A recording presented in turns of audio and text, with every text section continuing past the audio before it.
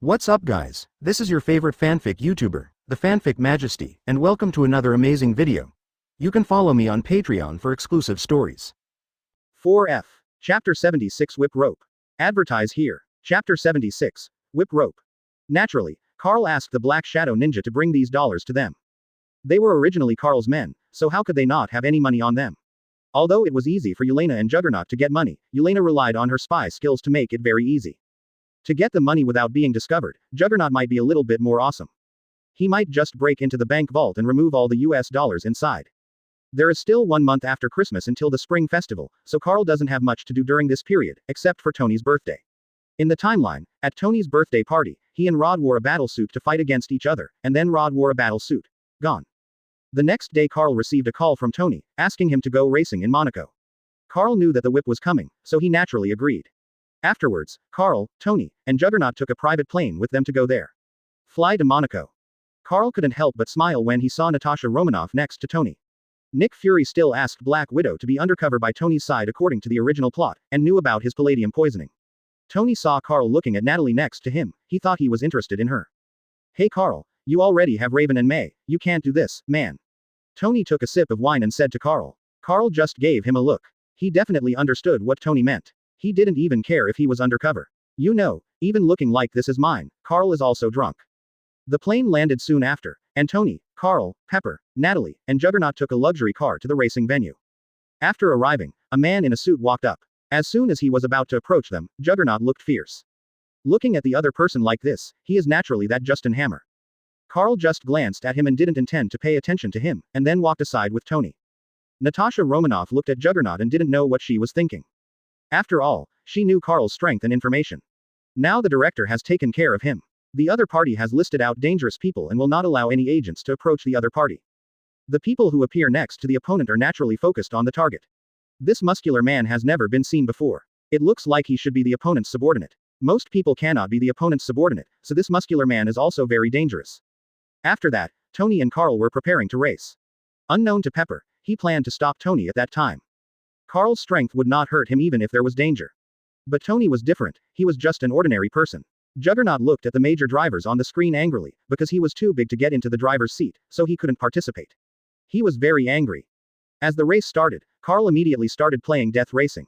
He almost stepped on the accelerator and refused to let go even when turning. Soon he left everyone behind. Tony saw this and accelerated towards Carl unwillingly. After chasing, several people wearing work clothes suddenly appeared around the track. One even entered the track directly, and spread his hands slightly. 2 3-meter-long whips appeared, and then they were filled with blue electric current. The clothes on his body were also burned by electric current, exposing the simple reactor on his chest, and he swung a whip at the speeding racing car. The front of the racing car was cut across the waist by the whip, and the entire racing car flew up and crashed into the car. Around the field, the man with the whip didn't care about the life or death of the racing driver and kept attacking the passing racing cars. Some cars were unaware of the situation and saw a person appearing on the track. They instinctively braked, causing the car behind them to directly rear-end and cause an explosion. When it was Tony's car's turn to pass by, the opponent also split Tony's car in half. Outside the stadium, Pepper immediately covered her mouth after seeing it. Happy, go drive quickly, Tony's battle suit is still in the car. Pepper immediately looked for Happy, but she did not say it to the Juggernaut next to her, because judging from his behavior along the way, no one cares except Carl. Hey, I'm here, let's go. Happy appeared outside the door in a Rolls-Royce and shouted to Pepper.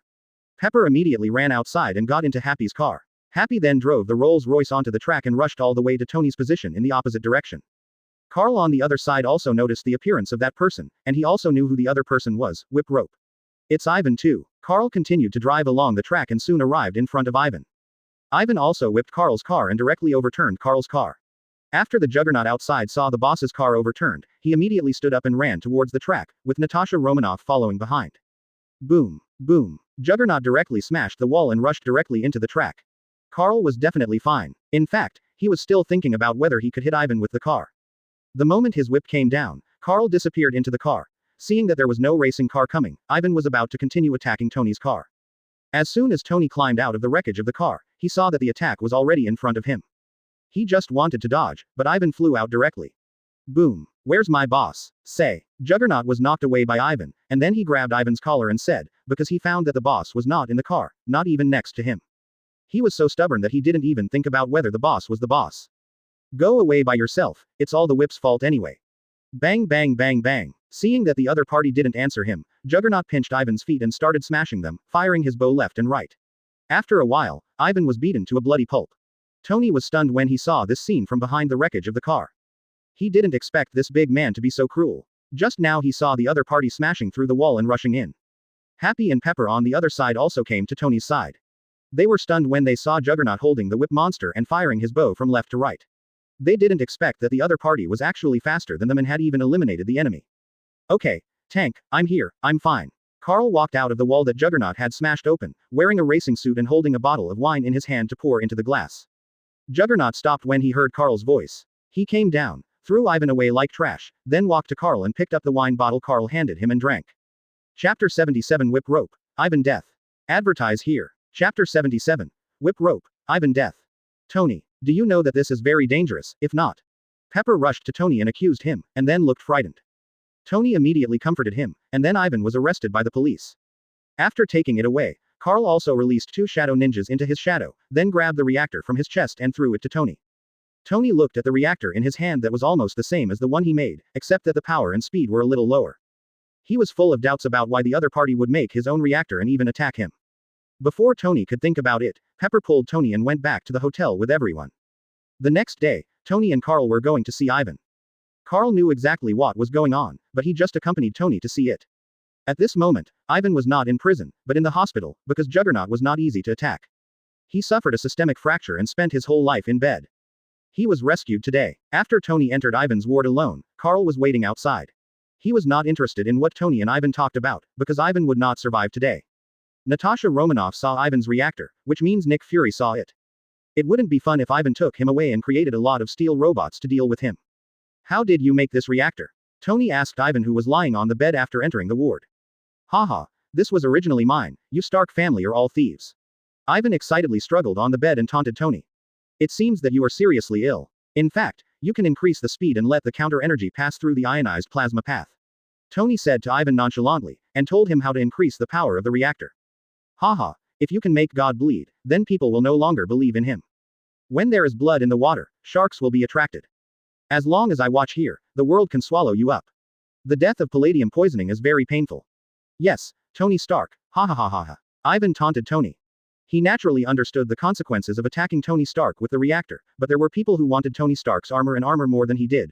Reactor. At the same time, he also knows that Tony Stark is now poisoned by palladium. Because the thing is placed on his chest, it is difficult not to be poisoned. The thing that saves him is also the thing that kills him, so he is not worried at all that he cannot take revenge. Tony didn't say anything and left the ward directly. He nodded with Carl and then turned around and left the hospital. Soon after, he got on a private plane and returned to New York. In Ivan's ward, 2 shadow ninjas suddenly appeared and took Ivan away. His head was cut off, and his head was taken into the shadow world and thrown to the shadow creatures inside to be devoured. Not long after, Justin Hammer received the news that Ivan had died in the hospital, even his head was missing. His plan in his heart failed and he could only return to New York unhappy. Originally, he wanted to cooperate with the person who attacked Tony, but he saw that the other party was using a reactor. If he could get it, he would solve the energy problem and defeat Tony Stark directly at the expo. You can make him the laughing stock of the world, and let the World Expo he creates become his Justin Hammer show. For so long, Stark Industries has not been worried about orders from the military. Stark Industries will be given priority in everything. He can only pick up some Stark Industrial unwanted orders, or remaining orders. This filled Justin Hammer's heart with fear and unwillingness. I thought he would be able to turn around after Stark Industries stopped manufacturing arms. Unexpectedly, Tony Stark backhandedly announced that he was Iron Man, causing Stark Industries stock to soar. Hammer Industries stock was also greatly affected, and Iron Man is the most powerful weapon. How could he possibly be able to compete? So he began to develop robots and even steel battle suits on his own, and even members of the United Council forced Tony Stark to hand over the technology of the steel suit and the technology of the reactor. Unexpectedly, he was backhandedly defeated. Tony Stark made a fool of himself. The video of his company's failure in manufacturing robots and steel battle suits was exposed. He was so embarrassed that he didn't talk about it. His stock also plummeted, and he didn't even get Tony Stark's technology. Justin Hammer can even be said to be miserable. He has always lived in the shadow of Tony Stark, so he naturally hates Tony in his heart. Thinking of someone who built a reactor today, but was killed, his first reaction was Tony Stark did it, but he has no evidence. Regardless of whether it is true or not, he plans to unite with the senators to put pressure on Tony Stark again. Make him hand over the steel battlesuit and reactor technology. It's definitely not left to him, but to the military, but if it's left to the military, he can definitely get it at a small price. After all, Hammer Industries is the leader in arms now. Dot dot dot dot dot dot dot dot dot dot. Tony even made an omelet for Pepper on the plane. To put it bluntly, he was apologizing to Pepper. He just couldn't say it out loud, but the omelet he spent 3 hours making was still burnt. Carl and Juggernaut looking at the fried egg and Tony laughing wildly. Who would have thought that Tony Stark, who always claimed to be a genius, was actually a cooking idiot, and the food he made in 3 hours was still burnt. Even Natasha Romanoff glanced at Tony in surprise, which made Tony feel embarrassed, but he still brought the plate of burnt omelets to Pepper. He made it for 3 hours. God knows how many eggs he used. This was already the best one, he really couldn't help it. After that, Tony talked hesitantly to Pepper for a long time without apologizing. Then the plane landed. Pepper was going to the company and Tony was going home, but there was only one driver. Happy firmly chose Pepper. After all, Pepper Peter is now the CEO of Stark Industries. Even Natasha Romanoff followed Pepper. Tony looked at Carl helplessly, and Carl just smiled. After a while, the roar of the engine sounded in the distance, and soon the super cross-country car with Juggernaut was speeding. The car came in from the entrance of the airport. As for why it could come in, as a Stark Industrial shareholder's car, every high-end place and airport would have a record of it, so it would generally not be intercepted. And the record is to avoid offending guests with poor service. In America, the richer you are, the more privileges you have. Chapter 78 Wanda, Pilot Awakening Ability. Advertise here.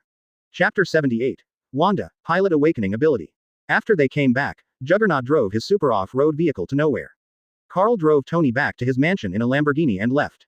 After returning to the manor, Carl found something was wrong. Wanda and Pierrot sat on the sofa with his head lowered, and May and Raven sat next to him. What's wrong? Wanda and Peter made trouble. Carl walked into the living room and asked May and Raven in confusion, because when Pilot and Peter were causing trouble in school, May looked at them like this before. Wear a small head and prepare to be criticized. Today Wanda and Pilot were awakening ability at school, and then injured a few people. The matter seems to have been spread. May looked at Wanda and Pilot explaining to Carl with a worried look, and they were so young. With superpowers, she was afraid that someone would catch them. It's okay, I'll take care of it. What is your ability? Carl smiled casually and asked Wanda and Pilot. He was not worried at all that anyone would dare to cause trouble, not to mention that he was a shareholder of Stark Industries. His own strength is also strong, as well as Juggernaut, Speed, and others. Mine is for controlling objects. Pilot seems to be running very fast. Wanda raised her little head and looked at Carl with tears in her eyes. She said to him and demonstrated. Red energy appeared in her hands and the water glass on the table levitated. After getting up, Pilot quickly ran into the living room, took a drink from the refrigerator at an extremely fast speed, put it in front of Carl, and returned to his seat again. It's a very good ability. Wanda, I know your ability. You haven't developed all of it yet. Pierrot's ability is also very good.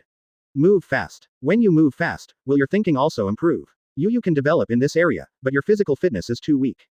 When you are older and injected with the Super Gene Serum, I will ask Tony to get you a vibranium battle suit. Carl commented on Wanda and Pilot's abilities. And tell them the development direction of ability. We know, Carl, but we are at school, are we really going to be in trouble? I could feel someone watching us when May came to pick us up. Wanda said worriedly to Carl. He is a relatively well-behaved type, so he is naturally afraid of causing trouble for Carl. Okay, you don't have to worry, just do whatever you have to do. You are our family, don't worry about getting into trouble, and this matter is beyond your control. Who knows, you will suddenly awakening ability. Carl sat next to Wanda, rubbed her little head and said. Bang, bang, bang, bang. Boss, someone wants to attack the manor. They have been captured, but there seems to be an army coming outside. You'd better take a look. Yelena's voice rang from the TV next to her, and then a surveillance screen appeared on the screen. A group of soldiers and armored vehicles were outside, and there were even heavy weapons pointing at the manor. Okay, I understand. I'll be there soon. Raven, you stay in the house with May, Peter, Wanda, and Pilot. Don't run around. I'll deal with it. It seems that after Tony loses power, all kinds of monsters will dare to step on him. I'm done. Carl ordered Raven after speaking to Yelena, and then walked out of the house. Now that Tony has just been attacked, and it was discovered that there are still people who can make reactors, the military must be very dissatisfied with Tony, so naturally there will be some people who will not be wary of Stark Industries' connections and power. This is why the military suddenly dares to surround him. He owns Carl's home, and his apparent identity is that he is a shareholder of Stark Industries and a friend of Tony Stark. When Carl came to the door, he found that the person taking the lead was none other than William Stryker. When he learned that 2 people with super abilities appeared in a school in New York, his first reaction was Little Mutant. He immediately summoned an army to come here, and he knew that the other person was the child of a shareholder of Stark Industries, and that the shareholder was even a friend of Tony Stark. At that time, he was indeed hesitation. After all, He just wanted to study mutant and there was no need to offend Stark Industries. But when he heard the news that the military was preparing to put pressure on Tony Stark, he had no scruples. Even in Manhattan, New York, he dared to lead the army directly into it, even with heavy weapons. His laboratory just happened to be it just lacks a few small mutants. Since Tony Stark has lost power, he is just a shareholder, so what should he care about? William Stryker, are you bringing the army to my door to arrest me? What, am I breaking the law? Carl walked out of the door and said to William Stryker, and as he spoke, the agencies in the manor behind him surged. All kinds of heavy weapons were pointed at the direction of the army brought by William Stryker. These were all made by Gigi himself. It was just adding weapons to the manor, especially after the last Red House incident. And these weapons are all weapons from Stark Industries. They were left over from the last time Carl attacked Mutant Academy. There are still a lot of Jericho missiles. Now they are all pointed in the direction of Stryker. Those soldiers saw so many weapons. Even the missiles were all pointed at them, and they immediately picked up the gun in their hands and pointed it at Carl, who came out. And cold sweat broke out on his forehead. These are strategic weapons. It is hard to imagine that they would appear in a manner. Moreover, they are all famous weapons of Stark Industries, especially the Jericho missile. There is no soldier who has not seen it explode. Video. Hey, Carl Augustin Jong, we are not here to arrest you. The 2 children in your family are mutants. They are very dangerous. You must hand them over to me. William Stryker quickly explained to Carl Dow, even if he is studying mutant, he knows that if all these weapons are fired, all the troops he brought will have to stay here, and he has no authority to enter Manhattan. If Carl opens fire, it can even be said to be self-defense. Oh, really? Even if I don't hand it over to you, what can you do? The research on mutant is stupid. I don't care if he is a mutant, even if it is, it's not your turn to say, Jericho missiles, do you want to try the power? I want to see who gets it if I kill you in Manhattan. Carl said to William Stryker coldly and expressionlessly. Because America's laws include it, if someone enters your territory privately, you are only acting in self-defense if you kill them. Chapter 79 William Stryker. Advertise here. Chapter 79. William Stryker. As for whether William Stryker has the authority to lead the army into Manhattan, Carl doesn't know, but the last time Ross led the army into Harlem, he almost took the stars off his shoulders. It was Carl who asked Tony to initiate his own relationship. Rose was saved. Naturally, this was done as a favor to Ross. After all, it was a favor from a powerful general. It was very effective on the surface, so Carl was not afraid of William Stryker at all, and he was just a colonel. Although Tony was now out of power, that's only temporary. Moreover, even if the military puts pressure on Tony, it will not go too far. Ross will even come out to help Tony resist the pressure at a certain point. This is the role of the favor. Even if Carl directly kills William Stryker now, there is no need to worry about the government.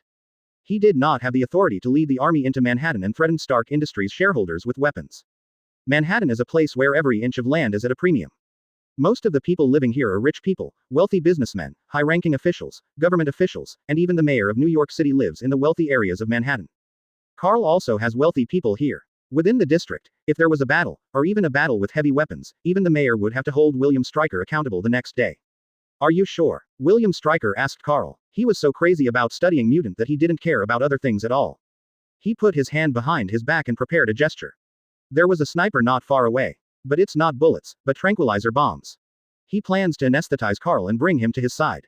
Then the weapons on the manor will naturally not be fired, and he can even lead the army in to capture the 2 mutants. Carl naturally noticed the sniper in the distance, but he didn't care at all. Instead, he took a few steps to the right. Carl said 2 words calmly. Tank. Juggernaut rushed out directly from the manor along the gate. The speed of his running and the impact even made the earth tremble slightly, and he rushed in the direction of William Stryker. Carl did not answer William Stryker's words, but used practical action told him. Fire. William Stryker saw a muscular man rushing towards him and immediately ordered the troops to open fire. Bang bang bang bang. The bullets hitting Juggernaut were useless and could not even hurt him at all. William Stryker thought it was another mutant, but the mutant detector did not light up at all. After Juggernaut crashed into the army, armored vehicles and military pickup trucks were all it crashed, and half of the 1,000 soldiers brought by William Stryker were killed or injured. And the number was still rising. Carl slowly floated in the air, came to William Stryker, and looked at him condescendingly. When William Stryker saw that Carl also had super ability, he immediately pointed the mutant detector at Carl. The first after it didn't work, I replaced another one, and found that it also didn't work. In other words, the one in front of me was not mutant, and his child probably wasn't either. Wasn't he busy in vain? Carl didn't take action against William Stryker. He was a colonel in the military after all. Although he took a liking to him, he couldn't be killed by his own identity. Not only would it cause trouble for him, but it would also affect Tony. Although according to the law he was acting in self-defense, it was better to keep Rose's favor. Several armored vehicles drove up not far away, and immediately surrounded William Stryker's troops, and then escorted them away together with William Stryker. Carl didn't have to think about it to know who sent it. It was definitely Ross. Although he wanted a creature weapons, but he still remembered things like favors, and it was far from worth the cost of Tony Stark protecting him. He almost wiped out Harlem. It wasn't even the first time. The last time was in a university. Tony also paid some price to hug Ross. Congressmen, justices, etc. all had Tony. Walking relationship. After calling Juggernaut back, he also took back all the weapons on the manor and walked back to the house to appease May, Wanda, and Pilot. He himself was not sure whether Wanda and Pilot were mutants, and Wanda's ability should not be, but it is possible that the Phoenix Force will appear on Grey Jean, and Wanda's origin magic power seems not to be unusual. However, some forums in the past life said that Wanda, Pilot, and Polaris were all children of Magneto, which confused Carl a little. Pilot's ability was not outstanding, so Carl had a little doubt, and it was definitely just doubt. That's it, Carl doesn't care even if they are mutant. However, Wanda and Pilot in the Women's Federation have the ability of Mind Gem Awakening. There seems to be no mutant in that universe, which makes Carl very confused. Carl suddenly thought of something. Didn't there be Magneto's genetic sample in the previous box of mutant genes? Take Wanda go for a paternity test with Pilot's genes. The more I thought about it, the more I couldn't help it. Then I quietly took a piece of Wanda and Pilot's hair and disappeared into the manor. When I came to the laboratory, I found Samuel and gave the hair to him so that he could compare it with Magneto's genes. Take a look to see if they are related by blood. Although Samuel was a little confused, he still did as he was told. Carl sat on the sofa and waited. Because Yingson was busy, Carl did not go over to disturb him. The comparison results came out quickly. Samuel held a piece of paper. Pass it to Carl. Boss, according to the DNA comparison, which has reached 98%, the owner of the two hairs you gave me is indeed related to Magneto. To this extent, it is estimated that they have a particularly close relationship. Samuel explained to Carl. Okay, thank you. Go and do your work. I'll leave first. Carl thanked Samuel and disappeared. Knowing the result, he guessed right. Wanda and Pilot are indeed in this universe. They are Magneto's children. Carl couldn't help but sigh. Magneto's genes are really powerful. He gave birth to a daughter with electromagnetic power, a daughter with origin magic power, and a son with speed power, but he didn't take care of the three children. He didn't know whether Magneto was lucky or unlucky. If he kept carrying the three of them, his goal would be it might really be possible in the future, but he chose a method with the least chance of success. Even if he trains Wanda and waits until her origin magic power has been controlled to a certain extent, wouldn't it be easy for Mutant to rule the Earth? But this time will be very long, and he may not see it in his lifetime, not to mention that the Ancient One and Odin may stop her. Chapter 80 New Elements. Advertise here. Chapter 80. New Elements. After William Stryker was taken away by Ross's people, Ross only warned him and did not embarrass him too much. William Stryker probably guessed that the two children were not mutant. He was only interested in mutant. As for the others, he doesn't care at all about people with super abilities. Even if those two kids were mutants, he wouldn't take action, let alone Ross on their side, let alone Stark Industries. A starving camel is bigger than a horse, even though Tony Stark is being killed by the military and the government is putting pressure, but that doesn't mean they can't do anything with their own colonel. In addition, there are many mutants all over the world. There is no need to offend General Ross and Stark Industries for two unlikely mutants. After William Stryker returned to his base, he ordered the investigation of the young mutants to begin, and then directly arrested them. On the other side, Carl thought that William Stryker seemed to have the adamantium formula and adamantium. Carl suddenly had an idea, but not now, when Charles was caught by him, and when William Stryker was about to die, he planned to pick it up. The next day, as a shareholder of Stark Industries, Carl took away the future city model from Tony's office, and then drove a Lamborghini to Tony's house. Now it was time to tell him about the new elements. Ivan was dead, except for S.H.I.E.L.D. There is no one who can make it except for the reactor blueprint in Howard Stark's relics. As for whether Nick Fury will take out the blueprint and build the reactor himself, Carl thinks he won't, because Tony should still be a reserve member of his Superboy organization. If he doesn't want to fall out with Tony, he probably won't move. After all, Howard Stark is also one of the founders of S.H.I.E.L.D., but based on Nick Fury's character, it may not be certain. Carl can only guess and cannot say for sure. According to the timeline, it was not moved and was handed over to Tony intact. But now that he has himself, maybe Nick Fury will, because he is not under his control at all, and even knows a lot about him. Even Captain Marvel knows it. With Nick Fury's fear of Carl, maybe he really a bunch of steel armors will be produced. Carl drove the Lamborghini roaring towards Tony's house, and soon arrived at the door of Tony's house. After Jarvis opened the door for him, Carl used psychokinesis to control the future city model and walked to Tony's villa. At this moment, Tony was still working underground. In the room, he was still studying his battle suit. Tony, how much palladium poisoning have you had now? Carl walked into Tony's studio with the future city model, put the city model on the table next to him, and asked Tony, and Tony had already known Carl is coming. Jarvis told Carl as he arrived at the door. 80%. How did you get my father's city model back from the company? Tony stopped what he was doing and replied to Carl. He saw the future city model on the table not far away and said in confusion, because he had already I knew this thing was in the company, but I didn't care. Tony, your father loves you. He is limited by the times and cannot make it. The reactor on your chest is just a springboard. Besides, he has one sentence that he has not said to you, the thing that I am most proud of. It was never the Stark company that was founded, but you, Tony. Carl walked up to Tony and pointed at the reactor inside his chest and said, and then told him what Howard Stark had not said before his death. Walter. Carl, what on earth do you know? Why do you know what my father wants to say to me? I don't even know why you know it. Tony looked at Carl in surprise, because he was older than Carl. How could he know about his father? Tony, you just need to know that everything I tell you is true. In fact, your father has discovered the new element a long time ago and even put it in front of you. You just didn't discover it. Jarvis, scan the entire future city model and then project it. Carl said to Tony with a mysterious look on his face. He definitely knew that Tony would not believe his words so simply. You must know that Howard Stark had not even said a word to him. I love you. Okay, Mr. Carl. Jarvis's voice sounded, and then a blue light slowly scanned the entire future city model and projected it in 3D. Tony also looked at Carl in confusion. Did he mean it? The new elements that his father left for him are in this city model. Very good. Remove all the walkways, landscape, bushes, trees, parking lots, exits and entrances. Use the pavilion as a structure to form protons and neutrons. Carl said while Jarvis operated, and then a new element the synthesis came out.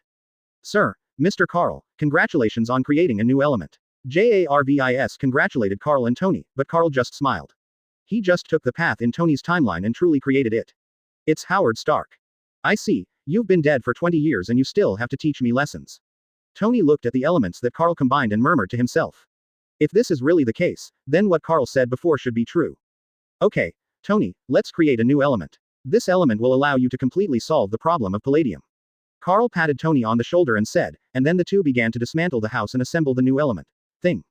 After the two of them spent 3 hours building it, Carl started the energy converter, and the energy increased rapidly in the pipe. When it reached the standard peak, Tony turned on the energy switch, and a blue laser energy was immediately emitted from it. Everything it hit was penetrated. Tony controlled the laser to move in the direction of the triangular container crystal he placed. The blue energy laser shot on it and was immediately absorbed by the crystal. After a burst of dazzling blue light, Tony immediately turned off the energy switch. After the light dissipated, a new element was created. Tony and Carl walked up and looked at the new blue element inside. Tony used tweezers to take it out from where it was placed. After calculation by Jarvis, the new element could directly purify the palladium poisoning in his body, which was even better than before. The elemental energy is stronger. Chapter 81 Samuel's Obstruction. Advertise here. Chapter 81 Samuel's Obstruction. Tony put the new element into his reactor device, took out the current reactor, and put the reactor with the new element into his chest. Then the blue energy spread, and the palladium poisoning pattern on Tony's body disappeared. And he recovered. Okay, Tony, I told you before to help you fill the big hole in your chest. Let's go. By the way, take Pepper with you. We'll just inject the super gene serum together. Carl said slowly to the happy Tony. Taking advantage of Tony's recovery, Carl decided to repair the big hole in Tony's chest now. Okay, no problem. Let's go, Jarvis. Let Happy bring Pepper to our biology laboratory. After Tony finished speaking to Carl, he ordered Jarvis, and he and Carl walked out of the underground studio and headed to the ground. Go up to the garage. Let's go, Tony, are you ready to welcome your new generation? Carl said to Tony and then stepped on the accelerator and rushed out. Not to be outdone, Tony drove his supercar in the direction of Carl and chased him. When they arrived at the laboratory, Happy and Pepper arrived because Stark Company was closer than Tony's home. After the two walked into the laboratory, they found that Pepper and Happy couldn't get in. Later, they heard Yingson say that it was Samuel who said that no one who was not brought by Carl could enter, even though the other party was the president of Stark Industries. And they learned that Happy wanted to go up and teach Samuel how to be a man, but Samuel used psychokinesis to throw him out. After that, Happy waited outside with Pepper honestly. Let's go in, because there are some things inside that are very important, so it's understandable for Samuel to be cautious. Carl said calmly to Tony, Pepper, and Happy, and then led them into the laboratory. But Tony was still a little unhappy on his face, but he didn't show it. Samuel, are you awakening psychokinesis? Carl asked Samuel curiously after entering the laboratory, because Samuel had no powers before, but now he is awakening. Yes, boss, I wanted to tell you the last time you came here. You didn't give me a chance, so you just left in a hurry. Samuel shrugged and said to Carl, and put his pen on Poe and others didn't have any embarrassment in blocking him outside. Hey, man, you should know, she is my assistant, why don't you let her in? Tony walked up to Samuel and asked him. Carl just looked at it and did not say anything, although he supported Samuel's approach, but cannot say it explicitly. Here are the boss's important genes. If they are not brought by the boss, no one can come in. If these things are lost, who will be responsible, you? Mr. Tony Stark. Samuel saw that Carl did not come out. After hearing this, he immediately understood that the boss supported him, but because he and Tony were friends, he couldn't say it clearly. Definitely, I will be responsible for everything. There is nothing that I, Tony Stark, cannot take responsibility for. Tony saw Samuel's unapologetical expression and felt extremely unhappy. After all, Pepper was also his assistant, or perhaps. But the other party actually refused to let her enter a laboratory. Okay, your words are enough. Once the genes are lost, then Mr. Tony Stark, you have to be responsible for getting them. Here are the genes of the major mutants, including Magneto, Professor X, Cyclops, Wolverine, Beast, Phoenix, Shadowcat, Sabretooth, Iceman, Pyro, etc. And by the way, there are genes of Hulk, don't forget, it's best to record them. Samuel directly told Tony those genes, and said you'd better remember it and don't forget it when the time comes. Tony was speechless after hearing this. He knew that Carl got mutants genes at the Xavier Academy for gifted youngsters, but he didn't expect that it contained the genes of so many people, and what he didn't expect was that Carl actually had Hulk's genes. He had seen that big monster in the video. Are you going to use Hulk's blood to research biological weapons? Tony asked Samuel awkwardly, because it was impossible for him to get these genes, not even Magneto's. Not to mention Hulk's. It depends on the boss's idea. If the boss asks me to do this, I can definitely do it. Samuel said to Tony without changing his expression. Tony turned to look at Carl after hearing Samuel's words. He knew that hatred is made of Hulk's blood. Banner is Hulk, regardless of each other. No, it's just to research into a super gene serum. Don't worry, I'm sensible and won't create a monster like hate. In fact, I have been injected with Hulk's gene serum. My current body and power are no different from Hulk's normal strength. Equally equal, Carl explained to Tony calmly, and even directly told everyone that he had Hulk's normal power. Walt, are you so powerful now? Tony looked at Carl in disbelief. After all, that was Hulk. Even Pepper looked at Carl in disbelief. She had definitely seen the video of the battle between Hulk and Abomination, but she just didn't expect it. Carl actually has that kind of power. Okay Tony, now I'm here to help you repair your chest. This process is very painful and should last 2 or 3 minutes. Come on, lie down on the experimental bed. Carl looked at the looks of several people looking at monsters, and the corner of his mouth he couldn't help but twitch and immediately said to Tony. Oh, okay, what next? Tony took off his shirt and lay on the experimental bed, asking Carl curiously. I will use psychokinesis to pull out the fragments in your blood vessels later. In order to prevent you from dying, you hold this in your mouth now. When I tell you to swallow it, you can swallow it. This fairy bean can be used in extreme recover your injuries in a short time, including the big hole in your chest. Carl explained to Tony while taking out a fairy bean from the system space and handing it to Tony. Walter, are you sure? Isn't this just an ordinary bean? How is this possible? No, I don't agree. Pepper immediately said to them after hearing what Carl said, and did not agree with Carl's treatment of Tony. Because fairy beans look just like ordinary peas, there is no difference. Carl just shrugged and then looked at Tony, meaning you decide for yourself. If Tony decides not to treat him, it will save Carl a fairy bean. This thing is a life-saving thing. It would be nice to give one to Tony. It's just that they don't know the goods. Pepper, get out of the way. Carl, give me that bean, I choose the treatment. Chapter 82 Treating Tony. Advertise here. Chapter 82, Treating Tony. After thinking for a while, Tony decided to believe Carl, because Carl would not harm him. Even if Carl wanted to harm him, there was no need to use such an obvious method, so he wanted to try it. He himself did not want to keep opening a big hole in his chest. There's a reactor. Walt, are you crazy, Tony? It's just an ordinary bean, how could it be so magical?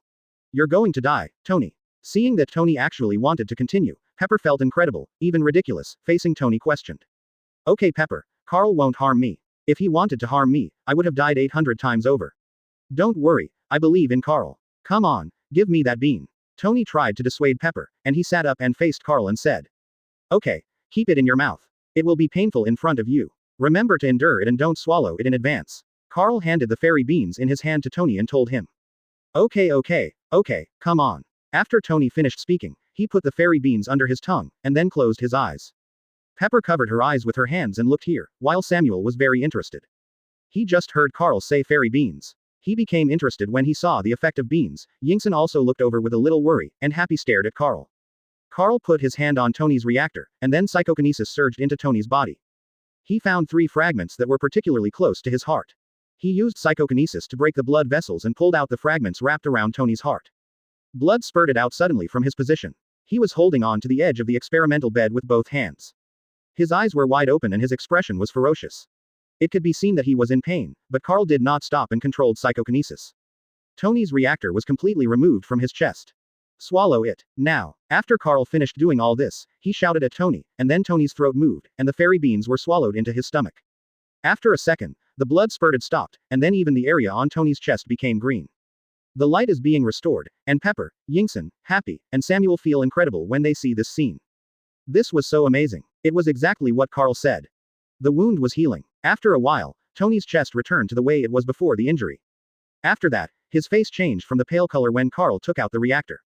Ruddy. Tony looked down at his chest and touched it in disbelief. He actually felt something there, as if he had never been injured. Oh, bye. This is incredible. This, thank you so much, my good brother, I really believed in you. Tony exclaimed with an expression of disbelief, and even thanked Carl. Although he was mentally prepared, it was still too incredible. Okay, Tony, you and Pepper should be injected with the super gene serum now.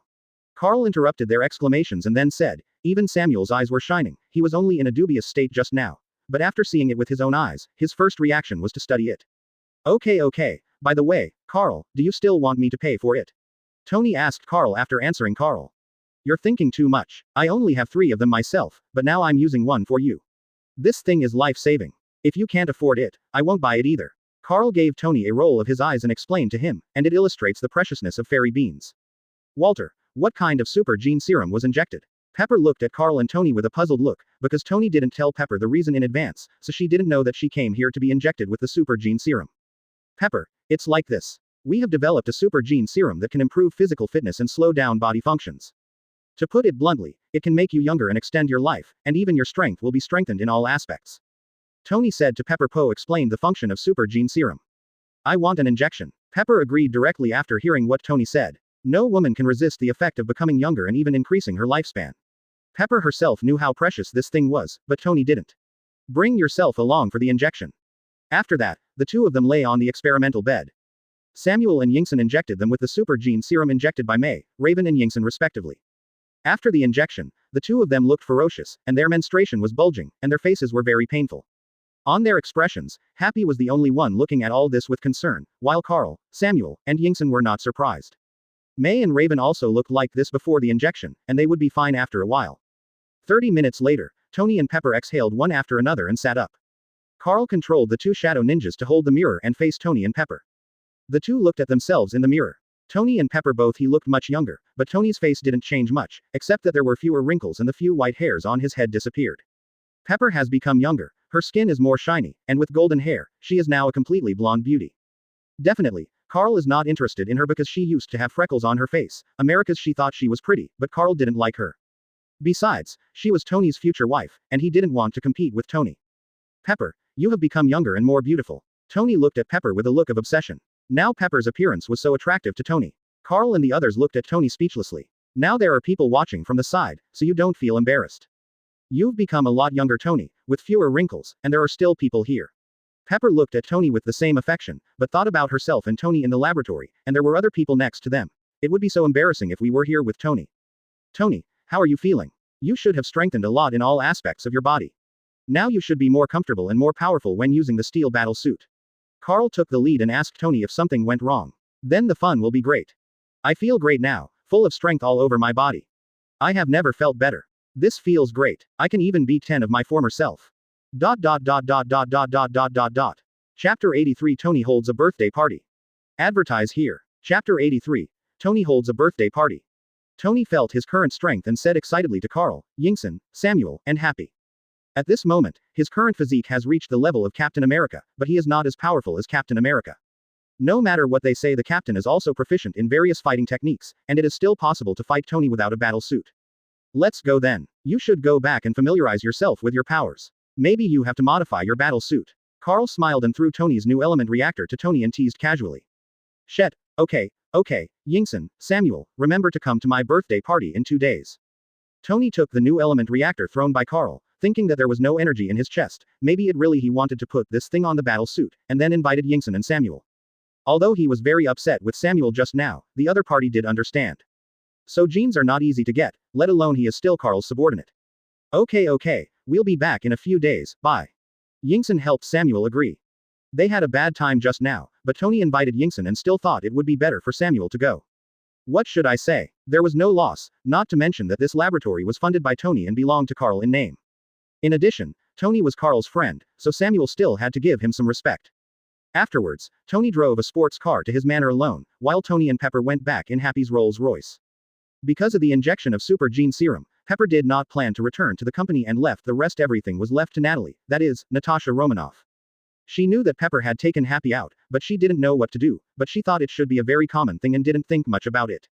After Carl returned home, he found that Wanda and Pilot were training their abilities, but the effect was not very good.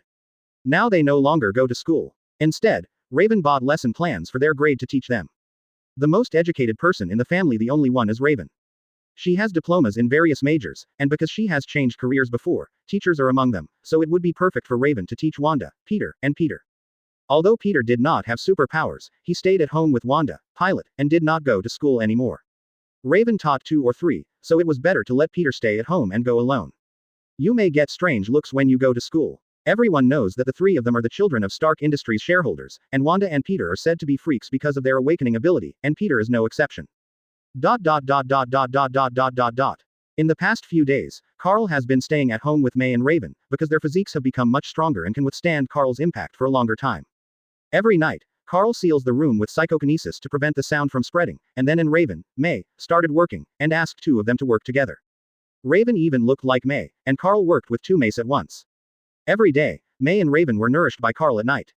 When they woke up in the morning, their faces were glowing and they were in a good mood.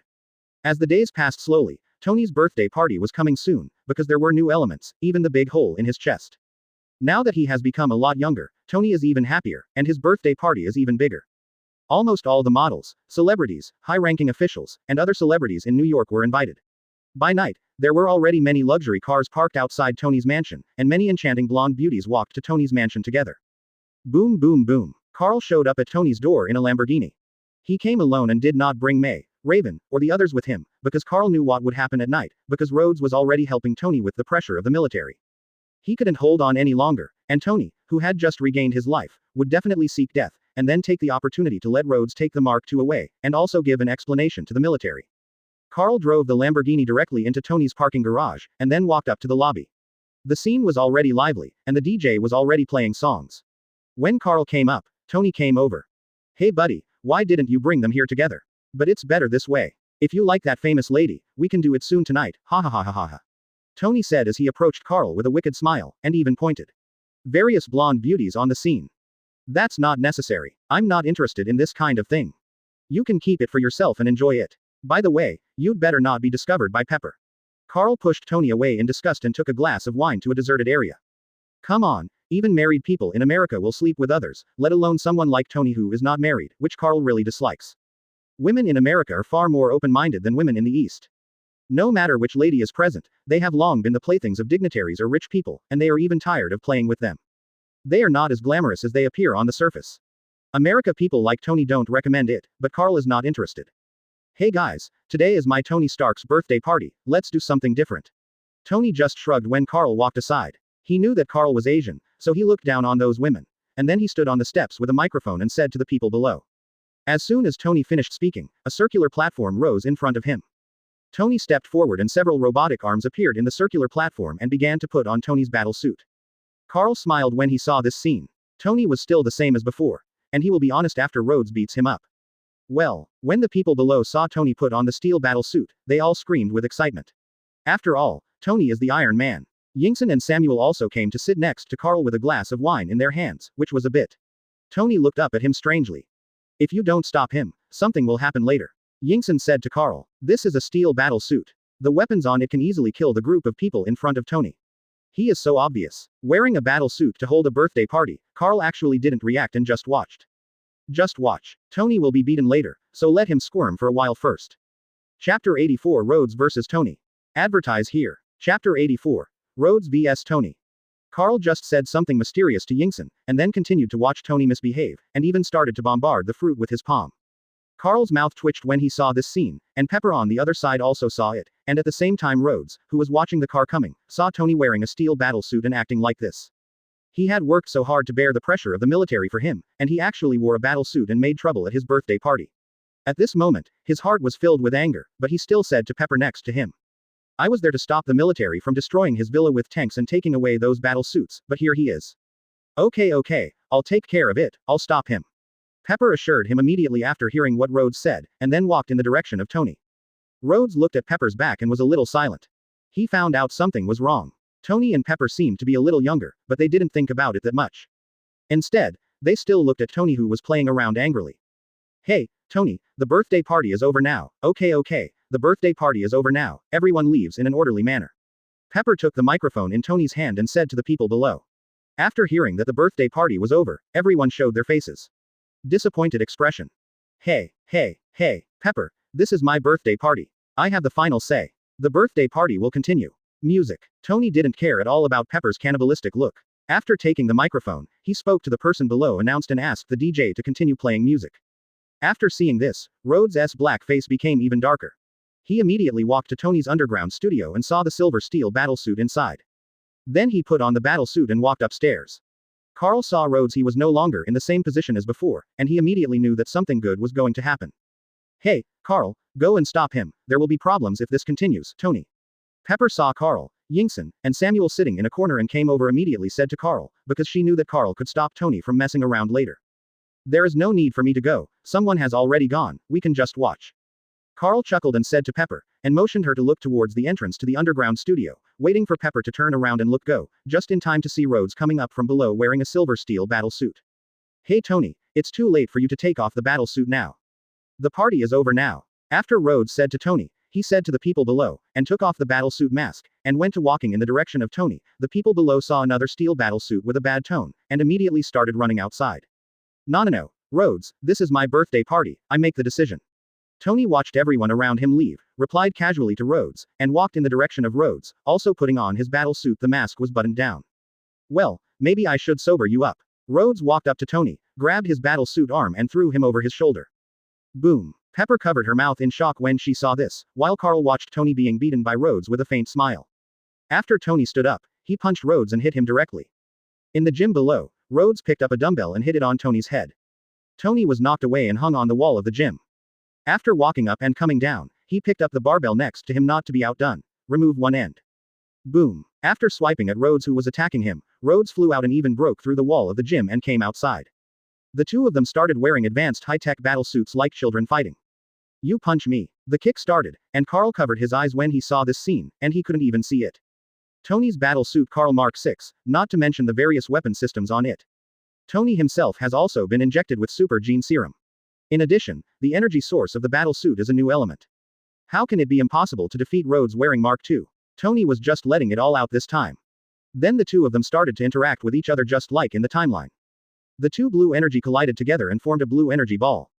Then there was a big explosion. Carl made a big explosion in front of himself and others. Psychokinesis barrier. The aftermath of the explosion did not affect Carl and others at all. After the aftermath dissipated, Rhodes woke up first and looked in the direction of Carl in surprise. He was confused that they were okay and even had the time to drink. However, he didn't think much about it and took one look at Tony lying on the ground before flying away. Gone. Tony. Pepper saw Tony still lying on the ground and thought he was injured, so he immediately ran in the direction of Tony. Carl took Yingson and Samuel and walked there slowly. Tony was injured. What an international joke. The Super Gene Serum plus Mark 6 and Mark II Rhodes are all fine. Tony can be injured, but he probably doesn't want to get up and pretends to be there to make people think he is injured. Okay. He's gone, how long can we keep pretending? Super Gene Serum plus Mark 6, and being beaten up by a Mark II. It's really embarrassing, Tony. Ha ha ha ha ha ha ha. Damn, I forgot to record it just now video. Carl walked up to Tony and tapped his mask. Shit, how did you find out? Okay, I just wanted to give him the Mark II, otherwise why do you think he would wear the Mark II? Tony opened the mask after Carl finished speaking. With a look on his face he looked at Carl resentfully and stated his purpose. I still think you should go and coax Pepper first. She will leave immediately when she sees that you are fine. Carl said to Tony calmly. But when Pepper heard what Carl said just now, she knew that Tony did it on purpose and pretended to be cheated. Rhodes was injured, but in the past few days, she had experienced how powerful the Super Gene Serum was. Walter, okay, it looks like it's going to take a while. Tony said to Carl, and then chased in the direction of Pepper. The Black Widow was not here today. She must have gone on a mission, and Carl also I didn't care, Now if Tony knew all kinds of fighting techniques, maybe Natasha Romanoff wouldn't be able to beat Tony. The super gene serum Tony injected was comparable to Captain America's super serum. He would be stronger than Natasha Romanoff in every aspect, but the fight and reaction between life and death were something Tony didn't have. After that, Carl and others returned. After returning home, Carl was wondering if it would be time for Brother Hammer to come. Chapter 85 Dragon Bone. Advertise here. Chapter 85 Dragon Bone. Thinking of Brother Hammer, Carl couldn't help but feel tragic for him. First, his brother wanted to kill him, then his mother died, and then his father died. He learned that he had a sister, but she wanted to kill him, and then he had no choice but to destroy his hometown. Led the people to wander the universe, met Thanos, his brother died, and he became blind in one eye. After that, he led the people to live peacefully on the earth, spending the whole day in decadence. Carl still plans to wait for Brother Hammer to come and get in touch with Brother Hammer. After all, he is also the future king of Asgard. After Odin is cool, HYDRA appears. It should be no problem to take a few things from Odin's treasure house. Maybe he can do it. Change the future of Asgard. Even the Ancient One said the future is blurred. But Carl now has other plans, because the Hand and the Union have now become the boss of Hell's Kitchen. Thinking of the Hand and the Union, Carl thinks of the Keel, which is something that can sustain the life of 5 fingers and even enhance his own combat power. And those 5 fingers are the original protege of Eastern Kunlun. Alexander, Mrs. Gao, Botu, Suawang, and Murakami were expelled from Kunlun because they wanted to use the Dragon Bone to achieve immortality. Even the Dragon Bone seemed to be there. Deep underground in Manhattan, it has existed for more than 1 billion years. After Carl thought of this, he immediately used the Black Shadow Ninja to go deep underground. After reaching a depth of about 1,000 meters, through the feedback from the Black Shadow Ninja, he found that there was indeed a keel below. Carl immediately entered the world of shadow and headed towards the keel. Go. When Carl came 1,000 meters underground, he saw bones emitting golden light, and there were quite a lot of them. Carl thought for a while and asked the Shadow Ninja to move the dragon bones into the shadow world. In fact, there is a barrier outside the keel. Because of the characteristics of the Black Shadow Ninja, Carl was able to enter directly. After letting the Black Shadow Ninja carry the keel, Carl broke off a piece of the keel and put it on his upper hand, and then mobilized the energy in his body to absorb it. He discovered the freezing ability has increased a lot, faster than even his own development. Carl showed an expression of surprise. He didn't expect it to be useful. Then Carl also used psychokinesis to start moving the keel, and then moved them all to the world of shadow. Carl stayed 1,000 meters underground for a full day before he and the Shadow Ninja they moved all the dragon bones into the world of shadow. Then Carl returned to the manor, and May and Raven had long been accustomed to Carl sometimes running away without a trace, so they did not show any surprise. As for whether the Hand and the Society would discover that Carl had a dragon bone, he didn't know, but he knew they don't care anymore. The 5 proteges can only live a long time, and their strength is simply not enough for the current Carl, let alone the Holy Society and Iron Fist who will cause trouble for them. So Carl did not panic at all, and began to absorb keels in the manor. Not only the freezing ability can be improved, but even the number of teleportation, Cyclops, psychokinesis, and Black Shadow Ninja can be improved through keels. Carl took the lead in improving teleportation. After a night of absorption, Carl's teleportation can now take people to teleport. After that, he did not immediately start to upgrade the next ability, because at this moment he could feel that his body was in a saturated state and could no longer absorb the dragon bone. Seeing that the dragon bone was so powerful, Carl couldn't help but think about the origin of the dragon bone. There were many debates about the origin of the dragon bone in the previous life, but one of the more reliable ones is that when the celestial gods attacked the earth gods and fought with the earth gods, a powerful eastern dragon fell among them. Its strength even reached level sub-godfather, and has initially taken control of the law. The dragon bone contains the power of law during his lifetime, so it can still maintain extremely powerful energy, and can even increase the reward for Carl's sign-in. It turns out that the earth is not what it is now. There are gods in the east, and there are also gods in the west. Greek mythology, Athenian mythology, Egyptian mythology, belief in God, all seem to be true, and God seems to have been exiled by Odin, and the entire latitude has disappeared. The other gods are no longer on Earth.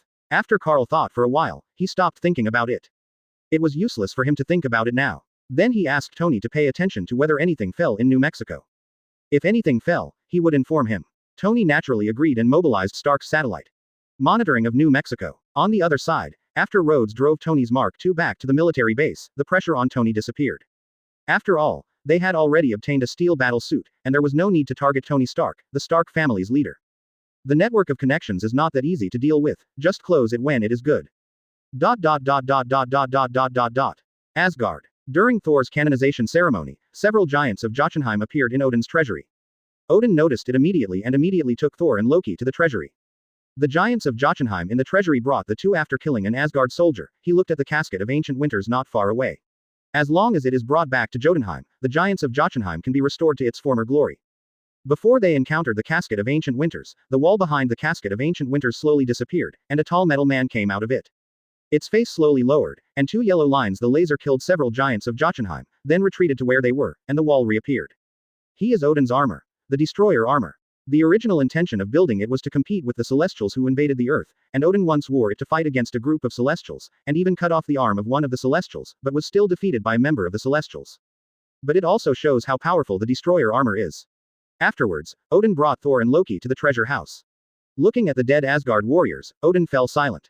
Thor said that this was a provocation from the giants of Jotunheim and that we should give them some color, but Odin did not. Instead of answering him, he left directly and even glanced at Odin thoughtfully. The giants of Jotunheim were actually able to enter Asgard and find the treasure house. Moreover, this was when Thor was sealed. How could Odin not know whose masterpiece it was? Not to mention that his wife was a witch. She could even see it without using the time gem. In the future, his wife will already know this scene. However, Odin could only pretend not to know, knowing the future but could not change the future. Thor returned to his room angrily, and was then bewitched by Loki to take the three warriors and Sif to Jotunheim, also known as Giants of Jotunheim, through Bifrost world. Chapter 86 Thor is banished. Advertise here. Chapter 86. Thor is banished.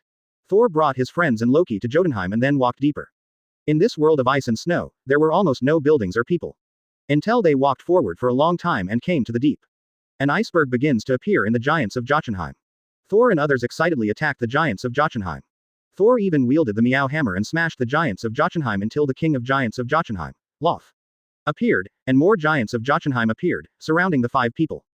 After some conversation and Loki's dissuasion, Thor prepared to leave with his companions, but finally said, "Go home quickly, little princess." Loki and others secretly thought something bad after hearing this. Thor could no longer hold back his anger, and took Mjolnir and launched an attack on the Giants of Jotunheim surrounding him and others, while several others the warriors and Loki could only attack the Giants of Jotunheim with Thor. Boom, boom, boom, boom. As the fight lasted longer, some of the 3 warriors were injured, and there were more and more Giants of Jotunheim around. They could only start to retreat towards the place where they and others had descended. Thor also asked them to go quickly, and stay behind there. As the 3 warriors, Sif, and Loki left, Thor was surrounded by the Giants of Jotunheim. He began to wave his Mjolnir and defeated all the surrounding Giants of Jotunheim. Snapped. Then he summoned lightning to attack the remaining Giants of Jotunheim. Loki and others on both sides felt uncomfortable because although they escaped from there was still a giant monster chasing them, and they would soon catch up. Fortunately, they arrived at the place where they were waiting, but when they called Heimdall, Bifrost did not appear. At this time they all rang. Heimdall said as they left the Bifrost, "I will not open the Bifrost for you while there is something that will bring danger to Asgard." They didn't care at the time, but they didn't expect that the other party actually didn't open it at this moment, and the giant beast had already rushed in front of them. Brush. Thor waved Mjolnir and fell from the sky, passed directly through the body of the giant beast, and killed the giant beast. Thor's appearance made them relieved, but Heimdall still did not open Bifrost, and then the surrounding Giants of Jotunheim and Lof were already in front of them. Boom. Hurry. Bifrost fell from the sky, and Odin also appeared in front of Thor and others, holding the eternal spear, Gungnir riding his 8-legged horse. Thor and others looked at Odin in surprise. They never expected that Odin would appear here. "Father, it's great that you are here. We will wipe out all the Giants of Jotunheim soon. Teach them a lesson," Thor said excitedly to Odin before he could see the situation clearly, and Loki saw Thor. With this look, he couldn't help but smile.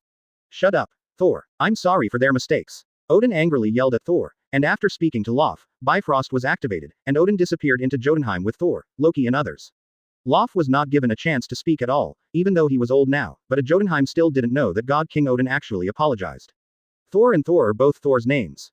You must know that Odin was the one who dared to challenge the Celestials when he was young. He even conquered 9 kingdoms. Even Bifrost was a meteorite weapon. He really didn't look down on Jotunheim without Casket of Ancient Winters. If it weren't for his old age he would not apologize to Lof, either to become kind or to help Thor grow up. After returning to the Aesir realm, the 3 great warriors and Sif were all taken to heal by Odin. They did not have Thor's strength, so they were naturally injured. Loki pretended to excuse Thor at first, and then said that he was just impulsive. "No, Loki, I know exactly what I'm thinking. Odin, you are a coward. What are the Giants of Jotunheim to be afraid of? They have all come knocking on the door and you don't even care." Thor contradicted Odin, even directly pointing at Odin's nose and scolding. As a result, Odin was directly angered. He activated the Bifrost, destroyed Thor's battle suit, and kicked Thor into the Bifrost. Then he picked up Mjolnir, and then put it to his mouth and said, "No matter who picks up Mjolnir, he can gain the power of Thor." After saying that, he threw it into Bifrost and then closed Bifrost directly. Earth, New Mexico. An astronomical observation vehicle was observing the sky in the countryside, and among them were S.H.I.E.L.D, Jane Foster, and Daisy Lewis. They happened to see the changes in Bifrost. When Jane was excited, Daisy directly driving back. Hey Daisy, what are you doing? Shit, I'm definitely running for my life. I don't want to lose my life for those few credits. No, go to a meeting with me. After that, Jane started to snatch the steering wheel from Daisy's hand. While the two were snatching, they bumped into a person who was dropped by Odin. Thor. After they found out that they had hit the person, they immediately got out of the car to see if the person was dead. Later, they found that he was a little delirious and kept yelling about Asgard, Bifrost, and Heimdall. Daisy stunned our Thor with a stun gun. After that, several people loaded Thor into the car and started heading into the town. At the same time, Jane also photographed traces of Bifrost, and the S.H.I.E.L.D satellite also detected it. There are also Stark Industries satellites. What they also detected was that Mjolnir fell from the sky after Thor and made a big crater. On the other side, Nick Fury was preparing to go to Tony Stark's house for the Superboy project. Natasha Romanoff didn't know that Tony's palladium poisoning had healed, or even that the big hole in his chest had healed. It just feels like Tony Stark and Pepper Potts have become younger. And told Nick Fury the news. Nick Fury was also very confused, but Tony Stark was an important part of his plan, and future actions would definitely require funds, so there is a big dog like Tony Stark. Now, the funds he applied for can go into his own pocket again, and he can even build a few more security bases. Chapter 87 Carl mocks Nick Fury. Advertise here. Chapter 87. Carl mocks Nick Fury. Tony on the other side knew that his satellite had indeed detected something falling from the sky in New Mexico and immediately told Carl the news. Although he didn't know what it was, Carl had said hello before, and he also wanted to ask Carl. After Carl found out, he didn't tell Tony directly, but said mysteriously that you would know it later. After Tony returned home from the company, he heard JARVIS's report that its program had been modified and that there was someone in the house. You think you are the only hero in the world. Tony Stark, you may not be a hero at all. Nick Fury stood half-body in the darkness and said to Tony. Only his white teeth could be seen by Tony. After all, Nick Fury is all black. Walter, you broke into my house and you wanted to tell me this. I'm not a hero to begin with. Tell me who you are and what are you doing here. Otherwise, you will definitely go out lying down. Tony looked at Nick Fu speechlessly. Rui, after snapping his fingers, several machine guns appeared around the living room and pointed at Nick Fury. Okay, I'm the director of S.H.I.E.L.D. I'm here because of your palladium poisoning. Your father is one of the founders of S.H.I.E.L.D. This is his relic. You can take a look. Nick Fury secretly said to Tony after seeing the machine gun coming out. Why don't you play the cards according to the routine? He gestured to a black box next to him and said. Palladium poisoning. No, I've been cured a long time ago. Also, when did my father establish S.H.I.E.L.D? How come I don't know why my father's relics were only given to me now? Tell me your purpose. Tony said from Nick. Several problems were immediately noticed in Furui's words. Only Carl knew about his palladium poisoning, not even Pepper. If Carl hadn't helped him discover the new element, would he have been about to die if the other party showed up at this time? If there was something in his father's relics that could save him, as for his words, they didn't give them to him before, but now they give them to him. It's obvious that they have ulterior motives, and there are even undercover agents around him. After Tony thought for a while, he immediately locked in on his new assistant, Natalie. Well, we just found out about you. Are you cured of palladium poisoning? Have you found a way to treat yourself? You are indeed a genius.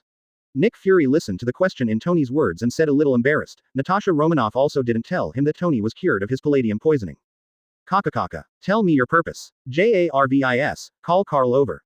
Tony quickly walked to the round platform next to his living room, and immediately put on the steel battle suit. After knowing through the security system in the mansion that there were many people outside, to be on the safe side, he asked JARVIS to call Carl over. Because of Carl, Tony had not had much contact with S.H.I.E.L.D. and didn't know them very well. Yes, sir, Mr. Carl's phone number has been dialed now. JARVIS said to Tony, and Nick Fury on the other side naturally heard the conversation between Tony and JARVIS, and looked at Tony, who had already put on the battle suit and faced him, with all the weapons locked on him, even without saying a word. I got through that bastard Carl's phone. What's wrong, Tony? Carl's voice came from the blue screen in the living room, with a hint of doubt. Nick Fury's face became darker after hearing Carl's voice. The bastard blew himself up with a bomb and followed him. It's just like everyone else, he still has to hold it in.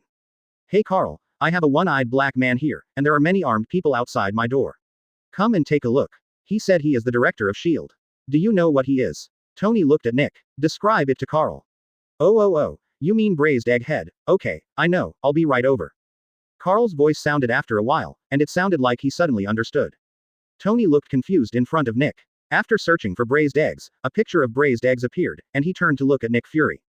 It cannot be said that they were completely unrelated, they were exactly the same. Nick Fury on the other side also saw Tony's behavior. After the braised egg scene came out, Tony was still looking at his head. He just wanted to kill Carl. This bastard gave himself another nickname. The two just faced off like this, with no one speaking, and Nick didn't call anyone outside. He was here to pull people in, not to fight. Brush. Carl teleported with Juggernaut and appeared in the living room of Tony's mansion. Juggernaut walked to Tony's bar without noticing anything, took a bottle of wine and started drinking. Carl walked to the sofa and sat down, facing Nick Fury. He waved his hand. Hey, Director Nick, yo, it turns out you're not dead yet.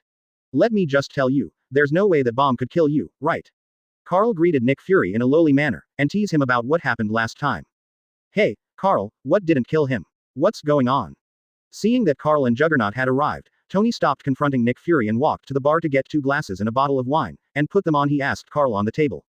Of course he could beat Nick Fury and the group of heavily armed people outside, but he remembered hearing the name S.H.I.E.L.D somewhere, so he called Carl and asked him to come over. Have a look. It's not a big deal. Do you remember that we went to Xavier Academy for gifted youngsters before? This Nick Fury was going to let the dean of Xavier Academy for Young Talents, Charles, also known as Professor X, deal with me, but he didn't expect that I was not afraid of the mind at all. Ability, and even his own drama of wanting to be a free wolf was seen through by Charles, but Charles pissed me off, so we went to Mutant Academy. Am I right, Director Nick? Carl said with a smile on his face. Said Nick Fury. Then Charles told me that you were the one who wanted to deal with me, and then I asked the Black Shadow Ninja to take a time bomb and send it to your office as a gift in return. Unexpectedly, our Director Nick was not dead. He is indeed the king of agents. Ah, seeing that Nick Fury didn't speak, Carl continued to explain to Tony, and told him about bombing Nick Fury. That's because you regard the law as child's play. You even killed thousands of people in Clint District. You, an uncontrolled person, will cause disaster sooner or later. You just act according to your own wishes and use yourself unscrupulously. Ability. It should be destroyed. Chapter 88 Obelisk. Advertise here. Chapter 88. Obelisk. Oh, really? Should it be controlled by your shield? As for where the Clint District is, I think you, the agent leader, know better than me. Do you think that only your shield is protecting the Earth? Stop making trouble, there is even HYDRA inside yourself.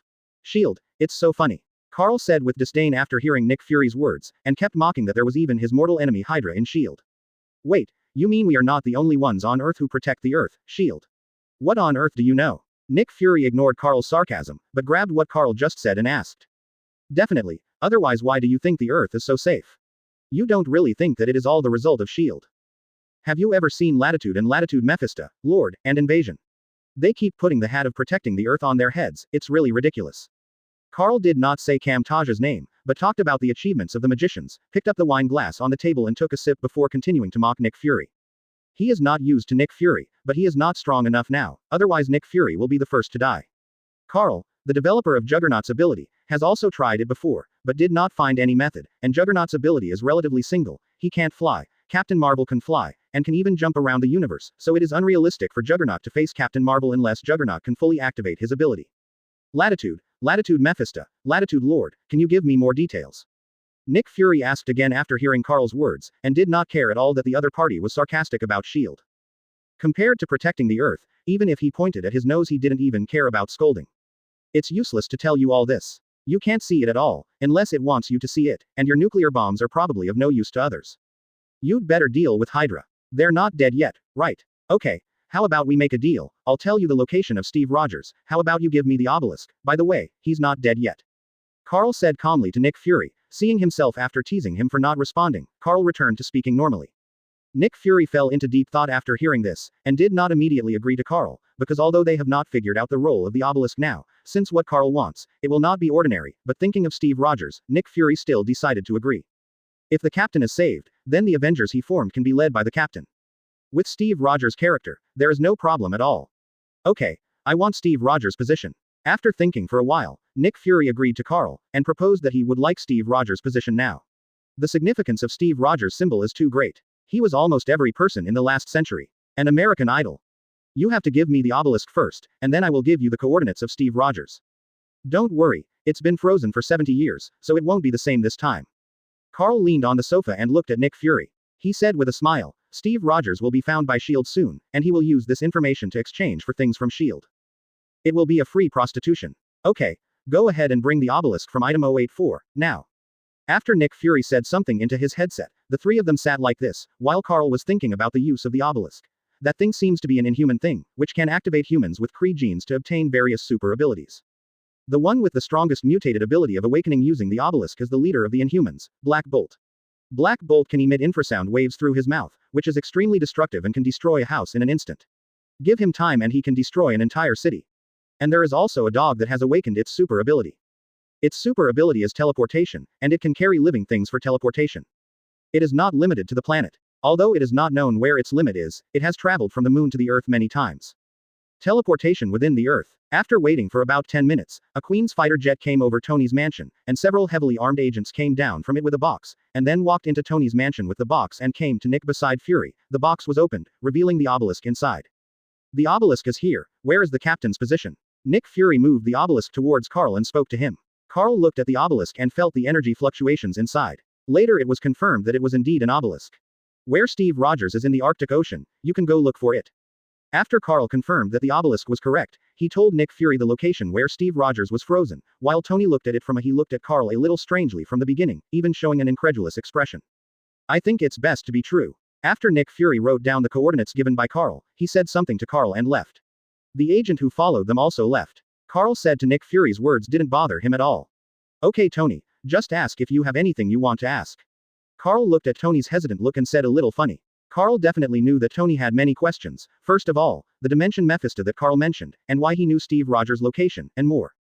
Okay, what is the other organization that protects the Earth? Why do those dimensions invade the Earth? Why do you know the location of Steve Rogers, and what is the use of this obelisk, or what is this thing? Tony was a little emotional. Asked Carl. Now it has directly escalated to the issue of Earth security, and he doesn't even know that the Earth has been invaded. Boss, didn't you know my origin before? Can you tell me about it? I want to know too. Hee. After Juggernaut saw Tony asking the question in his mind, he also took a bottle of wine and walked to the sofa to sit down. Asked Carl. He has always been curious about where his power comes from. Okay, I will answer one by one, and it may even subvert your 3 views. Are you sure you still want to listen? Carl said to Tony. There was nothing he couldn't say, but Tony believed in science, but he and him talk about magic. Chapter 89 Meeting Thor for the first time. Advertise here. Chapter 89. Meeting Thor for the first time. Okay, I'm ready, just tell me. Tony took a deep breath after hearing what Carl said, and said to Carl, since he already knows some things, it's better to know them all directly. He didn't care before, but now with ability, he will naturally want to protect the Earth. Okay, the dimensional invasion I am talking about is resisted by the magician members composed of Kamtaj. Among them is the magician represented by Sorcerer Supreme, Ancient One, who has been blocking the invasion of various dimensions and the invasion of Mephista. Their power is to use magic, which is the magic in the movie. As for why Mephista from those dimensions invaded the Earth, I can't tell you, because the things involved in this matter are too huge. Carl explained to Tony. In fact, Carl himself is not sure, but there is a vague guess in his heart, that is, the Earth is the eternity of one of the 5 gods of creation. Eternity represents the sum of all universes and spaces within the Marvel Universe, which means that the body of eternity is the entire multi-universe. The Earth is the heart of eternity. For such a planet, as long as it does not reach level single universe, everyone will want to get involved, especially Mephisto and Dormammu, as well as other dimensions Mephista, existences like them that rely on dimensions. If he can assimilate the Earth, his strength will skyrocket. Although Carl doesn't know if it is true, it is very possible. The Earth can even be said to be the center of the world in the Marvel Universe. As for why I know the location of Steve Rogers, S.H.I.E.L.D will be able to find it themselves soon. I just told them in advance to change it to another thing. The obelisk is an inhuman thing. It can make humans with Kree genes awakening various super abilities. Carl then glanced at Tony and continued to explain to him. As for Tank, your ability comes from an evil god. I can't name him because he will hear it. Your ability has not been fully developed. After you develop it, you will be almost unstoppable, even invincible defense. After Carl finished speaking, he quietly picked up the wine glass and drank it, waiting for Tony to digest it. Juggernaut rubbed his head and didn't hear a reason. He just knew that he had great potential, and he didn't plan to understand it. After thinking about it, I picked up the bottle and started pouring it into my mouth. Shit. That's it. I didn't expect that the place we live in is so full of disasters. So what is that thing in New Mexico? You should have known that it would fall. I don't believe you will. For no reason, I was asked to use satellites to monitor the movements of New Mexico. Tony sighed after taking a deep breath, and spoke to Carl again. That is Mjolnir, who was abandoned by God King Odin in the Aesir realm, and Thor was exiled on the Earth. In fact, if you didn't call me, I would have gone to New Mexico to find him, but he has no divine power now, and is just a stronger man. Carl didn't hide it, but said to Tony calmly. My method. Aesir God's domain. Isn't that a mythical story? Are you sure it's the one I know? Tony stood up directly and exclaimed to Carl. After all, Even he himself had read that mythical story that could be read as a child. Definitely, the average lifespan of the people in S.H.I.E.L.D is thousands of years. Thor is now 1,500 years old. According to your mythology story books, it is indeed Thor. But Loki is wrong. He is actually the son of Odin, not Odin's brother. Carl said to Tony nonchalantly. As for his reaction, Carl had already expected it. Shit, okay, let's go together. I haven't seen a real god yet. Should we go directly or take a plane? Tony immediately excitedly said to Carl, and said that he would also go with them. Look at this Thor of Asgard. Bring your steel battle suit, let's go directly. Carl did not refuse, but asked Tony to bring his own battle suit. After Carl finished speaking, Tony immediately ran to his underground studio and brought a pair of battle suits. A portable battle suit, while wearing one. Carl didn't say anything. He took Juggernaut and Tony into the world of Shadow and headed towards New Mexico. Because he had never been there, he couldn't teleport. Tony also experienced the fun of the world of Shadow again, but this time he was not as embarrassed as the first time. He simply turned off the visual function of his battle suit and did not look at the world of Shadow at all. A few hours later, Carl took Juggernaut and Tony to a nearby town in New Mexico where the satellite was suspected to have crashed. Carl sent the Black Shadow Ninja to search for Thor in the town, and found Thor in a store. He was talking to Selby Greg, Jane, and Daisy 8 together. After Carl found out, he led Tony and Juggernaut in that direction, and put Tony's armor away, otherwise he would be watched later. Carl, Tony and Juggernaut entered the restaurant and ordered something and sat at the table next to Thor. Tony looked at Thor curiously and doubtfully. Is there any difference between this and the American Muscle Man? If Carl hadn't said that it was Thor, Tony himself didn't believe it. Boom. I like this wine, let's have another glass. Hey, what are you doing? Smash it if you like. Jane said to Thor and apologized to the waiter in the store. Carl looked at this scene with a smile. It seemed that he was not wrong. He was Thor, but he was Thor who had lost his divine power. This is Asgard's unique etiquette, to express your love for fine wine, right, your highness Thor. Carl said to Thor next to him with a smile on his lips. Anyway, the current acquaintance is the same as the later acquaintance, know what's the difference? It's better to know it now. Who are you? Why do you know me? Someone in Midgard actually knows me. Then do you know how to get back to the Aesir realm? Thor saw a strange man next to him directly telling him the meaning of his actions and his Asgard's name. He immediately said excitedly to Carl. They are all crazy, why can we meet two in one day? Daisy covered her forehead and said to Jane and Eric. After all, in her opinion, Thor was a psychopath, but she didn't expect that another one would appear now. Chapter 90 Mjolnir. Advertise here. Chapter 90. Mjolnir. No, your highness Thor, you may have to pick up Mjolnir before you can return to Asgard. Carl explained to Thor calmly, and glanced at Daisy, who said she was a madman, and did not care. If Carl was an ordinary person, I would probably think so in this situation. Midgarder, I now order you to take me back to Asgard. After Thor heard what Carl said, he felt that Carl just didn't want to take him back. As for Mjolnir, it was even more nonsense. He had no connection with Mjolnir at all, not even with it. Don't know where. Your highness Thor, you may not have recognized your identity yet. If you don't pick up Mjolnir, you will be just an ordinary person. I think God King Odin would want you to learn to respect him. Carl looked at Thor without changing his expression. Said, Thor is full of bad things now, but Carl will not tolerate him, and activates psychokinesis to immediately levitate Thor in the air. Daisy, maybe this is not crazy. That is Iron Man. Tony Stark, and look, oh, buy it. When Jane looked at Carl, she immediately noticed Tony, and found that Thor was actually suspended in the air at this moment. How dare you attack me? That's so presumptuous. Thor said to Carl arrogantly as before, but Carl didn't intend to answer him and used psychokinesis again on Thor. This time he was not suspended, but was suppressed. On the ground, the pressure of psychokinesis continued to press on Thor. Actually, Mjolnir is already in the suburbs not far away. Let me take you there. If you continue to be unable to pick up Mjolnir, you won't be able to return to Asgard for a day. After Carl finished speaking, he waved to Tony. Carl used psychokinesis to put Tony's battle suit on for him. Then a stack of US dollars appeared on the table. Carl led Thor and Juggernaut through the roof and flew directly to the suburbs. Tony also activated the flight mode of the battle suit and chased in the direction of Carl. Go. Jane, Eric, and Daisy on the other side were all dumbfounded when they saw this scene. They actually flew away. After Jane reacted, she immediately got in the car with Eric and Daisy and drove in that direction. Their information yesterday it has been taken away by Phil Coulson and the others. If Thor is really Thor, then with his connections, he will be able to get all those equipment and data back. The other side. Next to Mjolnir, Phil Coulson had already surrounded the place with agents and started to detect Mjolnir with equipment. The next moment, Carl brought Thor and Juggernaut from the sky and landed directly next to Mjolnir. The surrounding agents also immediately the weapons were aimed at Carl and others, and Hawkeye was also here, pointing a bow and arrow at Carl's head. Carl didn't pay much attention to them. He gathered all the weapons of the agents and Hawkeye with one look, and then threw them out. He placed Thor next to Mjolnir and watched indifferently. After a while, Tony was wearing his steel. The battle suit has arrived. Mr. Carl, who are you? This person. Phil Coulson's hands trembled when he saw Carl.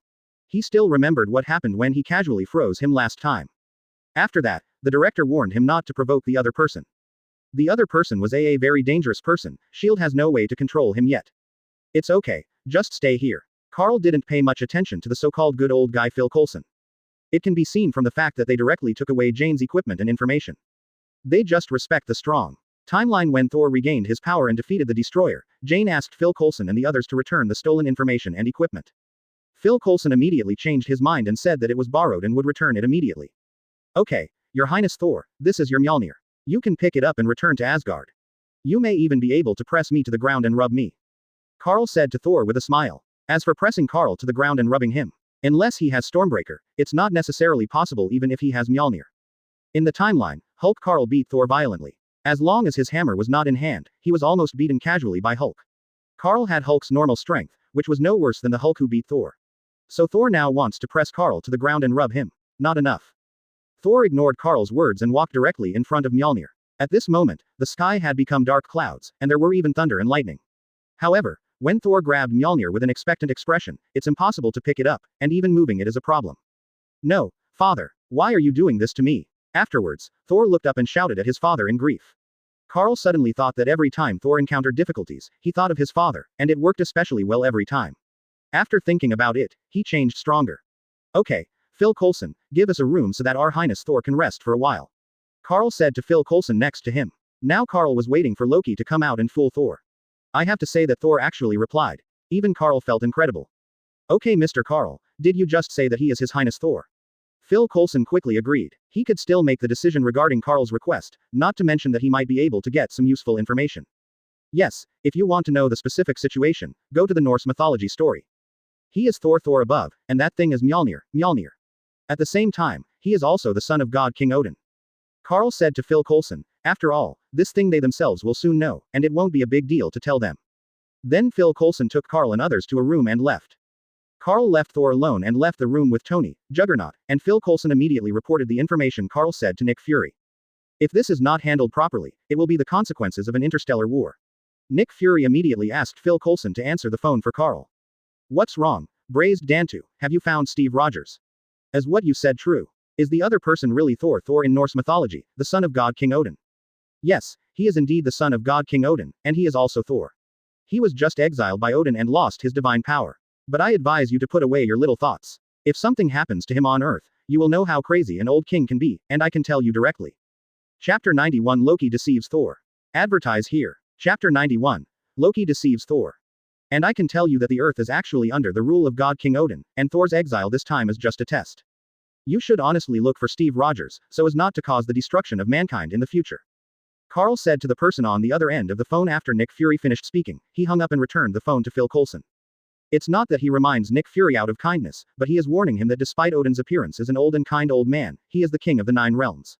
How can a person who can become a king be kind? Besides, even Loki is not dead. After all, he is Odin's son. Kill him. Odin will come to Earth with Asgard's army the next day, and even the Sorcerer Supreme will not stop him because he is grudged for losing his son. If Sorcerer Supreme really stops her, Odin will probably fight her to the death. It's not clear who is stronger and who is weaker.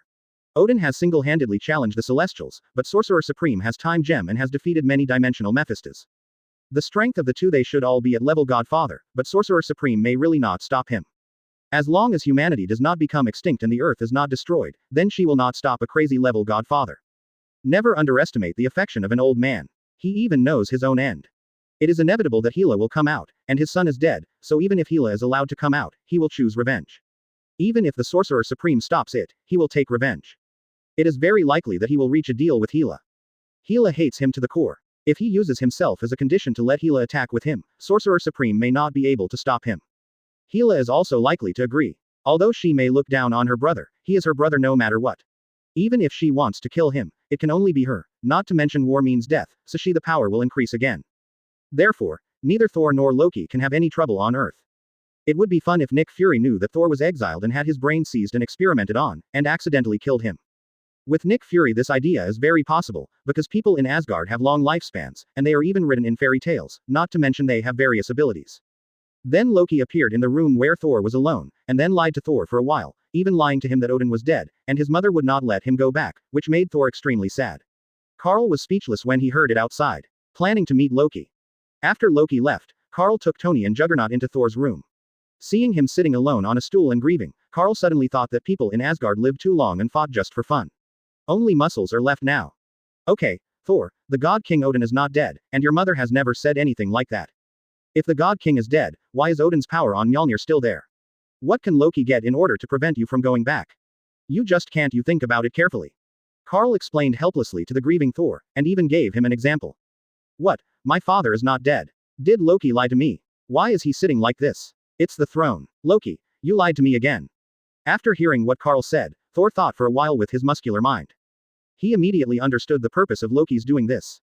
Even though Thor is naive, he is not stupid. How stupid can a person who has lived for 1500 years be, let alone the son of Odin and Frigga? He is just because he doesn't like to think doesn't mean he's stupid. You'd better think carefully about how to pick up Mjolnir and restore your own power, otherwise you will just be incompetent and furious, and stay in Midgard. Karl looked at Thor who was roaring to the sky again, covering his face and said, it was really shameless. Why is Thor so stubborn? But I can't pick up Mjolnir at all, and I can't restore my power. You should be the magician of Midgard. Can you tell me what to do? Thor looked at Karl and asked him suddenly excitedly, even think of him as Kamtaj's magician. No, I'm not a magician, I'm just an ordinary person with some strength. Thor, you are Thor. Why did your power disappear after you lost Mjolnir? You are not the hammer god. Your divine power should come from you. You should seek strength within yourself, and at the same time, think about why you were exiled by God King Odin. When you think clearly and change it, maybe Mjolnir will fly to you automatically. Karl shook his head and said to Thor. In fact, his power has always been there. This is his innate ability. Odin cannot take it away. At most, it will only be sealed. What's more, why did Odin banish Thor? Because he wanted to challenge him. He started a war and wanted to plunge the people of Asgard into war. He was even more disrespectful and arrogant, like a child eager to show off. This was the reason why Odin banished Thor this time. Looking for strength within. The reason why I was exiled is that I want to start a war with Jotunheim. The power of Thor. You must be the prophet of Midgard, right? I remember that when I went on a mission before, there were prophets in many tribes. You are too, right? Thor thought for a long time and said such a sentence, and everyone in Karl was dumbfounded. I can barely say that, but it's not entirely true. I just know a few things. Karl twitched the corner of his mouth and answered Thor. He is indeed a prophet now. Because of his previous life, he knows what happened in most timelines. It is not too much to say that it is a prophet. Come on, Thor, let's get out of here. You won't be able to afford Mjolnir for a while. I'll take you to drink Midgard's wine. Karl took Thor, Tony, and Juggernaut outside, and Phil Coulson saw it. Without daring to stop them, Karl and the others also met Eric, Jane, Daisy, and the others. They were negotiating with people from S.H.I.E.L.D, wanting to get their equipment and data back. Karl ignored them, but Thor said hello to Jane, and then Jane asked Thor to help her get the equipment and data back. Thor agreed immediately, and then looked at Karl with an expression like, help me quickly, Karl. She had no choice but to ask Phil Coulson to return their things to her, but Thor followed Jane's ass. How could Karl not understand that Thor and Jane were bastards who looked at each other, and they were in love with each other? Chapter 92 Loki's Plan.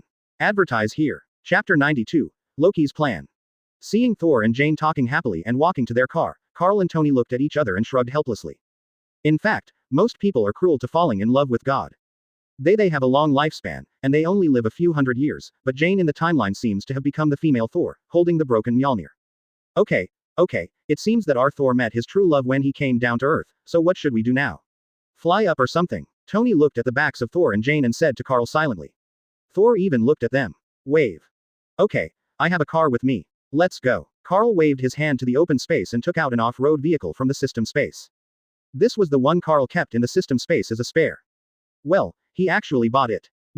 Because once people suddenly become rich, they tend to consume in revenge, and Karl is no exception, so in fact, his system space still has a lot of things that he bought too much.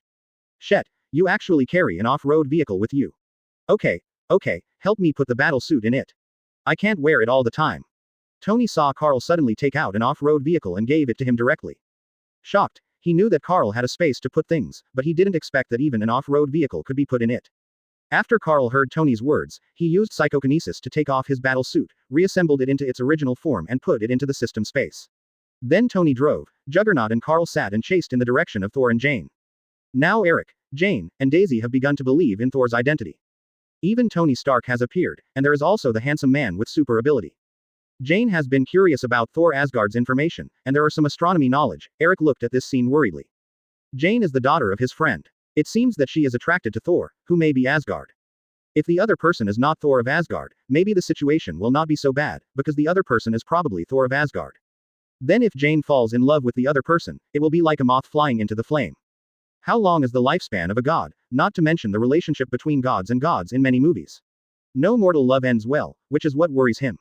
Seeing the off-road vehicle appearing in the rearview mirror, he understands that maybe he should talk to the mysterious black-haired man.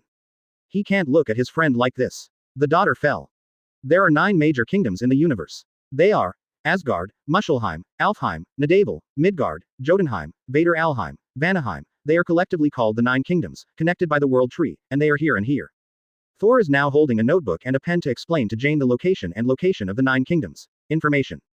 Oh, this is simply unbelievable. It's even different from the universe we observe. Jane said to Thor in surprise after listening to Thor's words. She didn't expect that there was such a country in the universe, or even such a country. It's amazing, and there's even such a thing as the world tree. On the other side, Jotunheim. Loki himself took Gungnir and opened the Bifrost and came to Jotunheim again. What Lof said to Thor before, there are groups of traitors around Odin, actually refers to Loki. It was Loki who led the giants of Jotunheim into Asgard before, this time after Loki came to Jotunheim. I will take you into Odin's dormant chamber and let you kill him. As long as he dies, I will be the only king of Asgard. Loki told Lof sitting on the throne his plan, and even more, state your purpose directly. Okay, I agree. Lof watched Loki agree after being silent for a while. He didn't want to kill Odin all the time, but he didn't have the strength, and now Odin's son wanted to borrow his hand to save Odin. Of course I am very happy. But what he didn't know was that Loki was not Odin's biological son, but his Lof's son. Because the giants of Jotunheim are a race with no fixed gender, even Lof could give birth to a child. What's more, he never thought that this was just Loki. It's just one of the plans. After Loki discovered that he had the skin of giants of Jotunheim during the battle with giants of Jotunheim, he went to Odin's treasure house alone and picked up the casket of ancient winters. Odin also appeared at the door of the treasure house, and even more, he wanted to stop Loki from picking up the casket of ancient winters. When Loki turned around to face him, Loki had already transformed into the giants of Jotunheim. Then he made Odin angry with his words, and then Odin lay down in the dormant chamber. Then Asgard had to be managed without someone, so Loki took Odin's Gungnir and sat on the throne, but he was not satisfied with this. Every time he thought that he was the disgusted giants of Jotunheim, he wanted to destroy Jotunheim, and it just so happens that Odin is sleeping and Thor is in exile. He wants to prove to Odin that he can also protect Asgard and even defeat the king of giants of Jotunheim, Lof. That is, his biological father was killed. He is even preparing to use Bifrost to destroy the entire Jotunheim. In fact, Loki doesn't have much feelings for his biological father Lof. Even if he is his biological father, the giants of Jotunheim are very cruel and cold-blooded. Loki was very young when he was young, and he didn't have any feelings for him at all. He is not called a giant, which is why Odin brought him back. If Odin had not brought Loki back, he might have died long ago, even if he was the descendant of Lof. After Loki returned to Asgard, he ignored Heimdall's questioning and used his identity as the king of Asgard to suppress him until Heimdall bowed his head. He even threatened that in this case, he would not open Bifrost for them. As for who it was definitely the 3 warriors and Sif who questioned him in the palace before. Loki took a look at Odin. From his mother Frigga's mouth, he knew that Odin would not wake up in a short time. He left with peace of mind this time. Loki was always the gentlest and most obedient when facing Frigga. The only one in Asgard. Frigga had no distinction between him and Thor since he was a child, and because his physique was not as good as Thor's, he taught himself magic. His love for Frigga far exceeded Odin. After Frigga died, Loki became decadent. It was enough to show his feelings for Frigga. After that, Loki came to Odin's treasure house again and took away the casket of ancient winters. The 3 warriors and Sif on the other side came to Bifrost. Heimdall refused to open Bifrost because of Loki's order, and then left. Chapter 93 Lof Death. Advertise here. Chapter 93. Lof Death. Although Heimdall left, his sword, the key to activating Bifrost, was not taken away and was still inserted in it. Heimdall naturally supported Thor as the king, but now that Loki is the king, he has to obey his orders. But after Loki went to Jotunheim, he couldn't see the other party.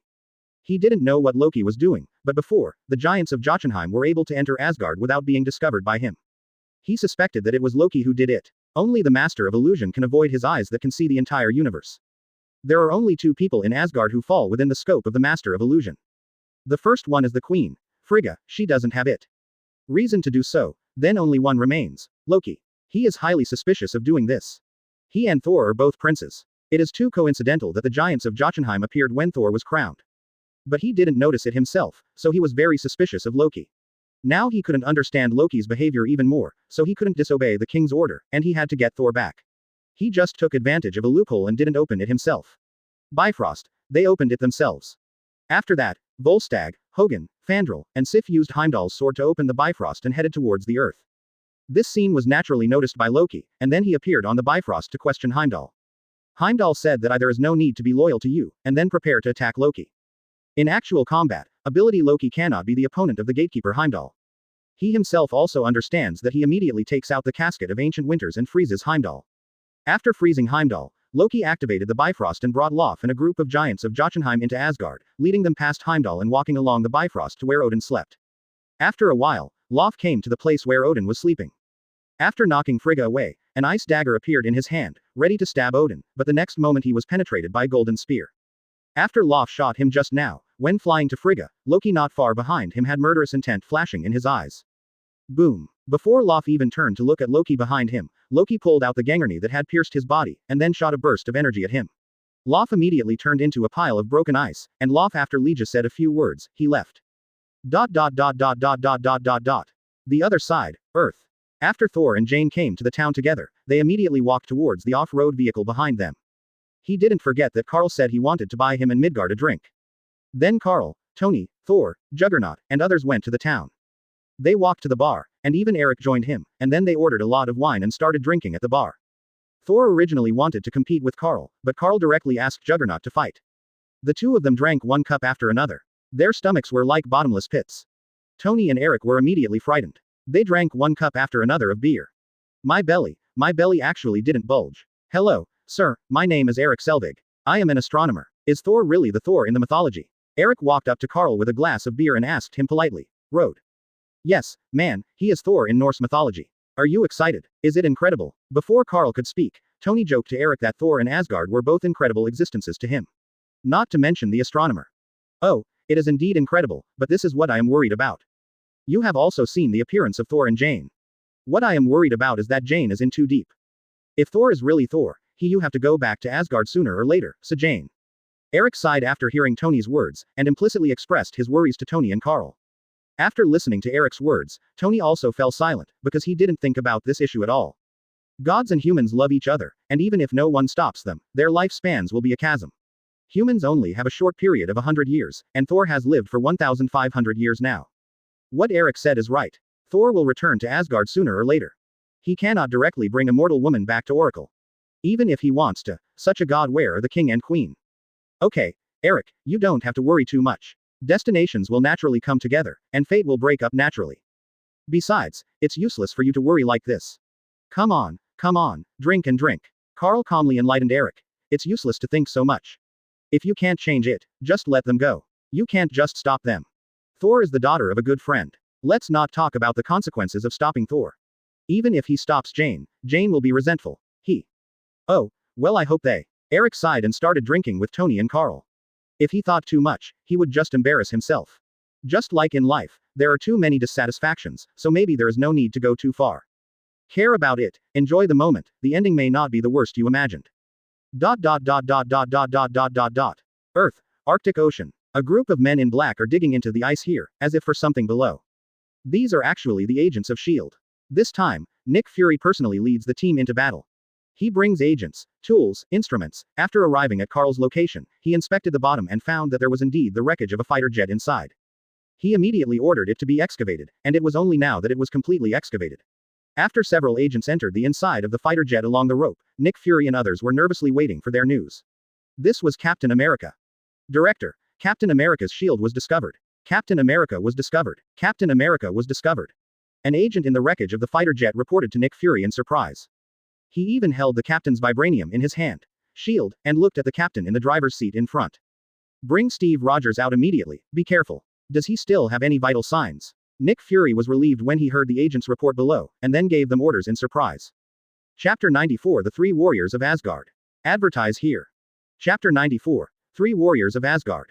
Director, the captain still has a weak heartbeat. The captain is still alive. The agent moved his ear next to Steve Rogers' heart, heard his weak heartbeat, and immediately reported excitedly to the director in the headset. Bring Steve Rogers up immediately. Where's the doctor? Come here quickly. Nick Fury first said to the agent in the headset, and then immediately called the accompanying doctor over, preparing to check Steve Rogers' condition immediately, and more it is to maintain his vitality. Yes, Director. Let's bring the captain up now. The agent under the ice replied to Nick Fury in the headset, and then began to move Steve Rogers from the driver's seat. Several people carried Steve Rogers to the direction of the hole in the ice moved, and then the rope was fixed on Steve Rogers' body and signaled to the people above to pull up. After Steve Rogers was pulled up by the agent on the ice, Nick Fury came here with the doctor immediately, and immediately asked the doctor to start testing Steve Rogers, and slowly put Steve Rogers into the Queen's fighter. Move and prepare to take Steve Rogers back to S.H.I.E.L.D. headquarters immediately for better treatment and unlocking facilities. The next day, New Mexico. Last night, Thor actually lost to Juggernaut while drinking. He lost to a Midgardian. He lost to Juggernaut because of the drinking he was so proud of. When he woke up the next day, he was very depressed, but he didn't think too much about it. He just secretly swore that he would compete with him after his magical power returned. Boom. The Bifrost in the distant suburbs came again, and it was Sif and Hogan who came. After they landed, they looked at the desolate surroundings. There was only a small town in the distance. The four of them discussed going there first. There are no buildings around, Thor should be over there. Carl had already felt the arrival of Bifrost, and even looked in that direction. Then he recalled that Thor's friends should have come down, but the destroyer armor would also appear soon. Carl couldn't help but sigh. Odin, really, you were willing to give it up? Giving Thor the destruction armor to grow is simply a luxury. What's wrong, Carl? Is there anything over there? Tony saw that Carl was not eating and kept looking in the other direction. Then he moved closer and found nothing. After Tony spoke up, Thor, Jane, Daisy, Eric, also looked at Carl. Only Juggernaut was eating unconcernedly, since Carl would call him when something happened, he didn't care. It's nothing. There was a fluctuation in Bifrost just now. Thor's friends in Asgard are here. Carl explained to the curious people. After that, the eyes of several people immediately turned from Carl to Thor, because that was Bifrost. They know one has seen it. Prophet, you mean Hogan and the others are here? Thor didn't pay attention to everyone's looks, but said to Carl with a face of surprise. If it is really his Asgard partners who are here, does that mean that he can go back? Carl nodded to Thor, then picked up the food in front of him and started eating. Every time he heard Thor call him a prophet, he felt extremely ashamed. Maybe he knew a lot of things, but not everything could be known in advance. He was a prophet who was half truthful and half false. Only Daisy kept looking at Carl, looking like an nymphomaniac. Carl Dow didn't mind this careless girl. Daisy also apologized to Carl for her gaffe last night, and Carl accepted it happily. He was very happy with this. Girls with money don't have any objections. They are just friends. Now if he wants to sign in, he must add one more person to his harem, but will the strength of this harem affect the quantity and quality of sign-ins? Carl himself didn't know, so he could only let nature take its course. If there was fate, it would not be impossible to take in this girl with sufficient capital. Carl was more casual, and besides, he still liked strong women. Hey, Thor, so you're here, we finally found you. Hogan and others came to the door and saw Thor excitedly patting the glass and shouting to Thor inside. Thor looked up after hearing the sound. He immediately saw Hogan and others, and immediately walked out of the restaurant and hugged his friends. Hey, guys, it's great to meet you. Come on, let me introduce to you a friend I met in Midgard. This is Carl. He is the prophet of Midgard. He knows many things. This is Juggernaut. He drinks, really, he's very powerful. I lost to him last night. After my ability comes back, I will have a match with him.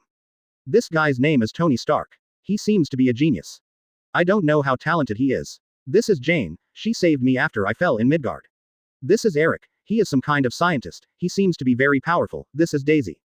Thor looked excited and pulled his friend to introduce him to Midgard. Friends, and Hogan and others only took one more look at Carl and showed no great interest. In the eyes of these mortals, they are all gods, so how could they care about people like them? They can only take a high look at those whom Thor calls prophets. Carl also looked at the three so-called Asgard three warriors and Sif. Fandral was a blond man holding a western sword. He looked more like a French gentleman, with a more elegant and sharp temperament. The other one with a larger body is Volstagg, holding a giant axe. He seems to have followed Odin in the battle when he was young, but now he is perfect and does not look brave. Although I don't know if it is true, he should have a good appetite. Followed by a man with hair falling back, he is Hogan from the Three Warriors.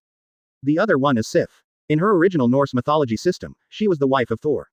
Even her hair is not black as it is now. It should be bright blonde because Loki poured the potion on her head as a prank when she was a child, thus making her she lost her golden hair, but even her black hair could not hide her heroic appearance, as if she was ready to fight the enemy at any time. Sif naturally saw Thor's unusual attitude towards Jane, a dim look flashed in his eyes, and then returned to normal. Chapter 95 Destroyer. Advertise here. Chapter 95. Destroyer. Let me introduce to you, this is Fandral, a master swordsman. This is Volstagg, who once fought with my father, and this is Hogun, who is proficient in any weapon. This is Sif. She is the first female warrior in Asgard. After Thor introduced Karl and the others, he began to introduce his Asgard friends. Okay Thor, we will talk about these things later. You must go back with us now to stop Loki's conspiracy. Sif said to him immediately after Thor finished speaking, and was even ready to take Thor directly back to Asgard. No, Sif, I'm just an ordinary person now. Even if I go back, I can't change anything. I can't even pick up Mjolnir now. Even if I go back, I can't stop Loki. Thor looked at Sif emotionally. He said, then broke away from Sif's hand. It was you who bewitched Thor, wasn't it? Otherwise, how could Thor be like this? Sif felt uncomfortable when she saw Thor like this. When she saw the smile on the corner of Karl's mouth, she became angry and thought it was this so-called Midgard. The prophet bewitched Thor. Interesting, are you going to do something to me? Karl couldn't help but feel speechless when he saw Sif attacking him. So people in Asgard only think about muscles. Seeing that Karl was so confident, Sif immediately pointed his weapon at Karl, and even the three warriors did the same. Brush. Karl's psychokinesis surged out and pulled them all into the air. Even if they were Asgardians and had better physiques than the Earthlings, Karl could easily control them and then threw them directly out of the restaurant. Several people crawled from the ground. After getting up, he looked at Karl cautiously. I think you should solve the trouble you caused first. Karl said to the four people as he looked outside the town. As soon as Karl finished speaking, Asgard's Bifrost suddenly appeared, and inside was Odin's destruction armor. After he finished dealing with Loth, he went to the Odin treasury to take out the destroyer, and then sent it to Earth through Bifrost, preparing for the destroyer to kill Thor and several of his friends. He was sitting on the throne watching this scene. Is this the destroyer armor? Why does it appear here? My god. Hogun and others were stunned when they saw that what came out of the Bifrost was Odin's destruction armor. This was the God King. Odin's armor is an armor that can be controlled independently. How could they possibly defeat him? Thinking of the scene at this moment, the four of them rushed towards the destroyer and asked Thor and the others to evacuate the people in the town. Even Phil Coulson and others came from not far away and began to evacuate the town together. All people are evacuated. Tony looked at this giant Iron Man with surprise on his face. He was different from the armor he knew. Karl looked at the destroyer without saying anything, but took out Tony's battle suit from the system space, then used psychokinesis to help him put it on, and then took Juggernaut outside. He was going to see what he was doing now. How strong is it? Boom. Boom. The three warriors of Asgard were knocked away by the destroyer in 2 or 3 strokes. Karl asked Juggernaut and Tony to wait and let him see how strong he was now. After saying that, he disappeared from the place and blasted around in a circle. It hit the destroyer's body, only knocking it back a few steps, and shapeshifting the place where it was hit. The destroyer's mask lowered, and 2 fiery red energy rays were shot from inside towards Karl. Karl disappeared in front of it the next moment, but appeared behind the destroyer, and began to attack the destroyer with all his strength. Boom. Boom. Boom. Karl has Hulk's normal strength, and the destroyer is not much weaker than Karl. Karl took the lead in sneak attack on the destroyer, and directly knocked it away. Although its body position had shape-shifted, it recovered within a second, the original appearance. He even rushed towards Karl at a speed several times faster than before. The two exchanged punches. It seemed that they were evenly matched, but Karl's arm was actually a little numb. The destroyer at this moment was not Loki in the timeline at all. As for the power of control, God King Odin should have taken over the control now, and Loki didn't even notice. At this moment, the destroyer was much more flexible than before. The laser on his head and the body attacked Karl together. The 3 Asgard warriors and Sif on the side were completely stunned. This is the destroyer. This Midgard man actually fought on a par with it. Look. Incredibly, Phil Coulson recorded a video of Karl fighting the destroyer. Juggernaut looked at it and was eager to try, while Tony swallowed a mouthful of saliva, watching as Karl, who looked like a humanoid monster, kept attacking the humanoid steel man, but was repelled by it and was directly knocked away. Boom. Karl was carelessly hit by the destroyer and flew backwards 10 meters. He tore off the remains of his clothes, revealing a slender and perfect body with golden proportions. His muscles were not as thick as a bodybuilder's, but even and strong. It is also full of explosive power, with 8-pack abs, mermaid lines, and every muscle clearly visible. Blue light flashed in his eyes, blue mist began to surround him, and the temperature around him began to drop. He disappeared again and suddenly appeared behind the destroyer, with blue mist in his hands pointing at destroyer. Attack on the victim's head. Boom. After the destroyer was attacked, ice began to form in the area hit by Karl, and even spread to the surrounding areas. Even if he used the energy heat source he carried, he could not melt the ice immediately, but it did not last. How long did it take for the destroyer to recover and then lower his face and shoot an energy beam at Karl? Brush. Karl also used his own freezing power to attack the energy beam shot by the destroyer. 1 yellow and 1 blue energy collided together. Karl's blue was the power of freezing, which constantly emerged in the face of the destroyer's thermal energy beam. Fog, that is the fog produced by the collision and melting temperature of 2 energies. Brush. The destroyer's energy changed from yellow to red, and its power even increased a lot. Carl immediately understood that Odin had taken action again, and even better, he also wanted to see the limit of his strength. His right hand slowly retracted, relying entirely on his left hand to resist the destroyer's beam. After that, the energy in his body began to rise, and it was all concentrated in his right hand. Carl used the Kaio fist signed by him. Chapter 96 Continuing War. Advertise here. Chapter 96. Continuing War. As the energy in Carl's body began to increase and condense, the veins on Carl's body had become bulging at this moment. His current state was increased tenfold. This is the limit that his body can bear now. If he turns on another times, then his body will be seriously injured later. Boom. As the energy in the right hand condensed to its peak, the power of frost in the left hand was almost unable to support it. Then the right hand carried the energy and swung it at the destroyer. Kaio fist was used, which instantly defeated the red laser and then headed towards the destroyer. The body rushed forward, and at the moment it hit the destroyer, half of the destroyer's body was penetrated by the Kaio fist, and it flew 100 meters away. Carl had returned to his original appearance at this moment. His body was just a little tired and he was breathing heavily, but there was no major problem.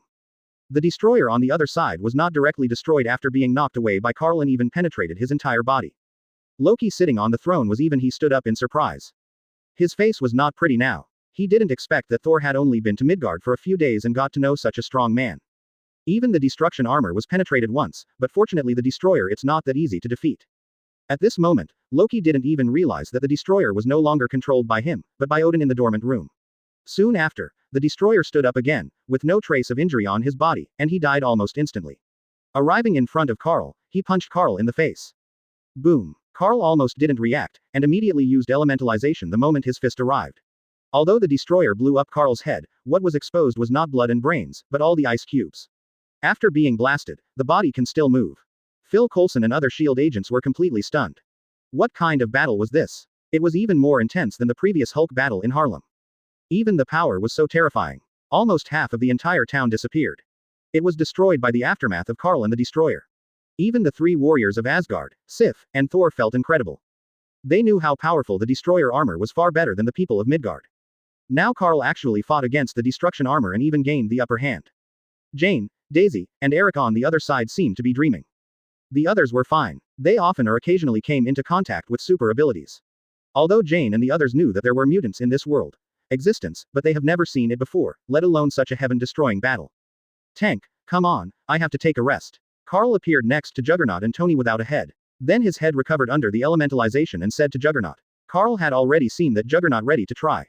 Okay boss, we can finally have a big fight. After Juggernaut turned to Carl and said that, he started running in the direction of the destroyer. Then his body began to emit red magic power, and it followed him. He ran more and more, and even the impact force began to increase, and the ground shook slightly. Oh, this big guy is so strong that he can't even defeat you. Isn't he invincible? Juggernaut is gone, isn't he? Tony said, looking at Carl who had returned to his original state. His expression was very solemn at this moment. If the other party is really invincible, then Juggernaut is going to die, and this big guy may even threaten the security of the Earth. Relax, man. This thing was originally controlled by Thor's brother, but when I fought with him, it was actually controlled by Odin. That is to say, I just fought Odin in disguise. You don't have to worry about Juggernaut at all. He is far better than Juggernaut. What you think is even scarier, if his potential explodes, I won't be able to do anything to him. Carl looked at Tony's solemn expression and patted Tony's shoulder, explaining to him. Okay, in that case I'll go up and have some fun, after all. Tony also breathed a sigh of relief after hearing Carl's explanation. If it was really that powerful, he wouldn't know how to deal with it. Afterwards, the mask of the steel battlesuit was buckled, and Tony flew in the direction of the destroyer and Juggernaut. Boom. Juggernaut carried huge amounts of impact force and crashed into the destroyer. The destroyer received the impact of Juggernaut and flew out again. The metal in front of him was shape-shifted, but he did not receive much damage and recovered after a while, and stood up directly. Boom. Boom. Tony flew over the destroyer and fired the weapons in the steel battlesuit at him. The effect looked good, but there was no substantial damage. At most, it only left some marks on the destroyer's body. The destroyer looked at Tony. At the position, a red light appeared on the face, and it was fired at Tony. As Tony continued to dodge, it continued to shoot. Boom. Juggernaut knocked the destroyer away again, but at the last moment the destroyer's energy beam still hit Tony's battle suit, causing his flight system to malfunction. Fortunately, it just passed by and did not penetrate Tony's battle suit. Otherwise, even if he is injected with the super gene serum, he will have to stay in the hospital or at home for a few days. After Juggernaut hit the destroyer this time, the destroyer grabbed his arm and threw it into the ruins of the town. His face fell again, and the red energy beam flashed, shooting straight at Juggernaut. Although Juggernaut was hit by the red energy beam, he was not injured. All the red magic in his body blocked the red energy beam, causing the red energy beam to only hit him but not cause any damage. Tony flew staggeringly in front of Carl. He was about to say something. Roar. I saw Juggernaut roaring and rushing out of the ruins with a red energy beam. He even bypassed the red energy beam and started running. His direction was exactly where the destroyer was. Naturally, the destroyer would not let him get what he wanted, constantly using red energy. The energy beam interferes with him. But this is still of no avail. The red magic power in Juggernaut's body is now several times stronger than before. In his current state, there is almost no one to stop him. Every time he takes a step, the ground will tremble slightly, and then he will hit hard. It can't even escape from the destroyer's body. Boom. Chapter 97 Thor Returns. Advertise here. Chapter 97 Thor Returns. This time, after the destroyer was knocked away by Juggernaut again, half of his body had been destroyed. This time, after the destroyer stood up, his body began to recover automatically, and golden energy began to flow on the metallic surface, shoulders and arms. Barbs began to appear on his body, and his body became larger and more solid, and began to exude a terrifying aura. When Carl saw this, he secretly thought something was wrong. Could it be that he had lost his temper and pissed off Odin? This little old man wasn't so stingy. The previous attacks were more than a problem for the real destruction armor. How could he be defeated by Carl and others so easily when he was wearing it to challenge the gods? Odin probably got interested and wanted to play with them, but now this little old man seems to be unable to afford to lose and is getting impatient. According to the setting of the celestial god group, they can ignore all spiritual, material, fantasy, concept and truth. Their strength seems to be at level single universe. If level Godfather is divided into early, middle and late stages, then the young Odin would have at least the middle stage of level Godfather. Wearing the destruction armor, he was able to duel with members of the celestial group and chop off one of the opponent's arms. Although he was later defeated by a member of the celestial group with one blow, it was still possible to see the strength of the destruction armor against Odin increase. Thor saw the destroyer armor begin to change its form. He knew that the destroyer was about to take action. If the fight really started, the earth would not be able to bear it. If he caused the death of his friends, or the death of the girl he had just met and liked, he couldn't accept it. That's enough, Loki, it's me you want to kill. No need to attack anymore. Since you want to kill me, then kill me. Thor walked up to the destroyer and shouted loudly to the destroyer. He knew Loki could hear his own voice. Then the destroyer paused for a while, and then started to turn around. Thor smiled when he saw this, and he knew that Loki didn't really want to kill him at all, but the destroyer then kicked Thor away, who was already immortal. Then Thor realized that it was not that Loki would not kill him at all, he was accumulating power. Boom. After Thor was knocked away, Jane nervously came to Thor. After the two said a few words affectionately, Thor died. He must have faked his death. He had the blood of the Asgard royal family in his body. It was impossible. He died so simply. The moment he stood up for his friends in the earth, even at the cost of his own life to let Loki let them go, he had actually gained Mjolnir's recognition again, and Odin's the spell was also broken. After seeing that Thor was dead, the destroyer was about to turn around and leave. The next moment, the sky was covered with dark clouds and there was lightning and thunder. Mjolnir outside the town. Mjolnir flew into the air and flew into the town. Eric saw something flying in the direction of Thor, and immediately stepped forward to pull Jane away.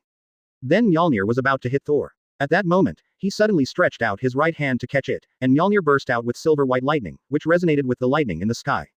Thor's entire body was bathed in thunder. After a few seconds, the lightning stopped.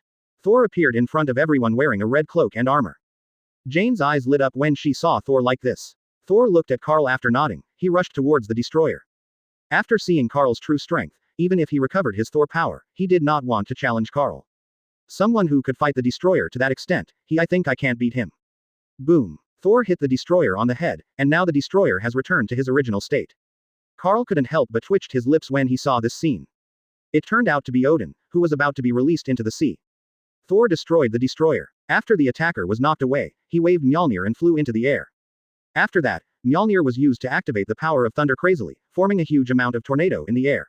The destroyer was blown into the air just like in the timeline, and then Thor hit the destroyer on the head with the thunder.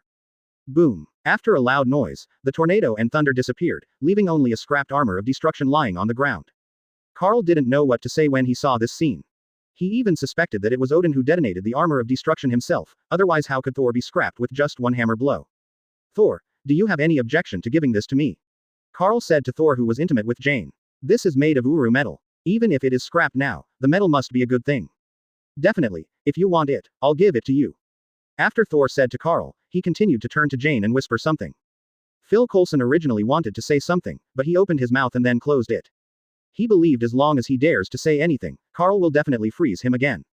Hey, man, given our relationship, it shouldn't be too much to give me a little, don't you think so? After seeing Thor giving the remains of the destruction armor to Carl, he immediately licked his face and approached Carl and said, "That's it to get some of this special metal." "Okay, don't think about this thing. It's magic metal and it's of no use to you. I can give you vibranium. I still have a lot of it." Carl rolled his eyes at Tony and said, "You can give him a little vibranium." "Oh shit, I don't even have that thing. How much do you have? Let's discuss it." After Tony heard that Carl could give him vibranium, he was shocked. "That thing is a priceless thing, and he doesn't have it now. You can definitely get it. I have about 140 tons now, and I spent 20 tons to change the body of extreme speed." After Carl put the remains of the destruction armor into the system space, he casually told Tony about his vibranium reserves. "My method. 140 tons. 20 tons for a different body. You are so unreasonable. You didn't tell me about vibranium. You must compensate me. 1 ton. You have to give me 1 ton no matter what." Tony immediately exclaimed, and said to Carl that he didn't ask for more. "This thing is expensive. You can't be greedy. Asking for a ton is enough. If you say too much, it will make people unhappy." Yes, we can talk about it when we get back. You can't take it back if I give it to you now." Carl agreed without thinking. A ton was just a drop in the bucket to him, not to mention Tony was his good friend. Chapter 98 Gwen's Invitation. Advertise here. Chapter 98. Gwen's Invitation. Afterwards, Thor brought his Asgard friends to the place where they landed. There was a Bifrost sign on the ground. Carl and others also followed. Tony even wanted to see the legendary Bifrost, which can be found in galaxies, planets. It was hard not to arouse his curiosity when he saw what was being transmitted. "Heimdall, take us back quickly. Heimdall, open the Bifrost and take us back." Hogg, Sif and others stood on the sign and called to Heimdall, the gatekeeper of Asgard, but the other party did not open Bifrost for a long time. Thor said goodbye to Jane on the other side. The two showed affection regardless of the life and death of the people around them. It was simply it's unbearable. "Jane, I will definitely come down to you again after I go back, you believe me. I trust you, Thor, and I'll wait for you to come see me." The two ignored the affectionate farewells from others and even kissed each other for a full 30 seconds. Sif's face turned dark. Queen Frigga had already regarded Sif as her daughter-in-law, but Thor having no feelings for Sif, Thor let go of Jane and came to the mark. "Heimdall, I need your help, open the Bifrost." Thor shouted to the sky. ... On the other side, Asgard, Bifrost. Heimdall heard what Thor and others said, and broke free from the ice blocked by the casket of ancient winters. He immediately killed the two giants of Jotunheim around him, staggered to the Bifrost's activation device, and put on his pendant. The sword was inserted, and then Bifrost was turned on the Thor people on Earth. Brush. After Thor and others saw the 7-colored light appearing in the sky, all 5 of them entered the mark. After that, Thor waved to Carl and others, and then disappeared after being enveloped by the 7-colored light. "Phil Coulson, tell Nick Fury and advise him not to worry about Jane and the others, otherwise I will come to the door personally. You'd better show him the video first." Carl turned to Phil Coulson and warned. Before Thor left, he found Carl and asked him to help take care of a Jane. Carl put the Shadow Ninja into Jane's shadow in front of Thor, and then explained the role of the Shadow Ninja. Thor even promised to treat him to a drink when the time came. The wine of Asgard. Carl, who is not drunk, doesn't really care. After all, he took the remains of the destruction armor and did Thor a small favor for him. He could even make Thor owe him a favor. Why not do it? So that's why he warned Phil Coulson here. "Okay, Mr. Carl, I will tell the director the video and what you said, and we promise not to do anything against Ms. Jane and others." Phil Coulson promised Carl. He never expected that the person in the video he shot was actually no. Carl nodded and said hello to Eric, Jane, Daisy, and then left. Daisy's last look at Carl was no longer the fascination she had before, but a hint of fear. Carl could also see it, too. He didn't care, and then disappeared in front of them with Tony and Juggernaut. After teleporting Tony back to his mansion, Carl left directly with Juggernaut. He did not give Tony the vibranium immediately, but asked him to have time to visit his manor. Although Tony was confused, he agreed.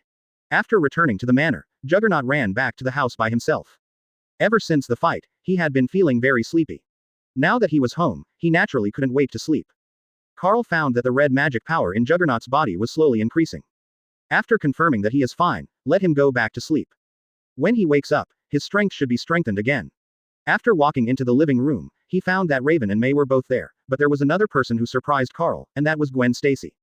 She was now wearing a student uniform, a small suit, a pleated skirt, white mid-calf socks, small leather shoes look youthful and beautiful, giving people a stunning and sunny feeling. "Hey Carl, you're back. Gwen and I are chatting about you. She's here to find you," May said to Carl, who was walking towards here, and told him why Gwen came here. Raven said to Carl, smiled and said nothing more. "Oh, Gwen, Why did you come to me? Carl walked to sit next to Raven, casually held Raven in his arms and asked Gwen in front of him curiously. Carl has not been here since the incident with George. I had paid attention to Gwen, but I didn't expect that she would come to see me. That's right, my mother wants to invite you to our house for a meal, just to thank you for saving me last time. Gwen looked up and looked at Carl with jewel-like eyes, a little embarrassed, and said, she didn't know that she. Why are you embarrassed? It's obvious that the other party already has a wife. Oh, Officer George shouldn't think so, right? Let's forget it, so as not to make everyone unhappy. Carl sniffed Raven's golden hair and said casually to Gwen. He didn't believe that George would welcome him there. No, it's not like that. I told my parents that I was Spider-Woman and explained why you saved me. My mother spoke to my father and he didn't dare to refuse, so my mother just wanted to thank you in person. Because you saved my life. Gwen explained to Carl a little anxiously, and then told the reason. Okay, tomorrow night, I'll come over tomorrow night. Carl looked at the anxious Gwen and couldn't help but smile, but he didn't expect that Gwen would actually tell her parents about her identity. But what Carl didn't know was, this is actually because of his words and the guilt about his father being dismissed. He still told his mother the truth, and then her mother went to tell her father. When her mother proposed that Carl come to the house for a meal, George did not agree at first, but Gwen's mother said, your face is more important than your daughter's life, right? If you don't want to eat, go out to eat by yourself, and don't come back to be an eyesore. George immediately stopped talking, because Gwen's mother had never been in good health.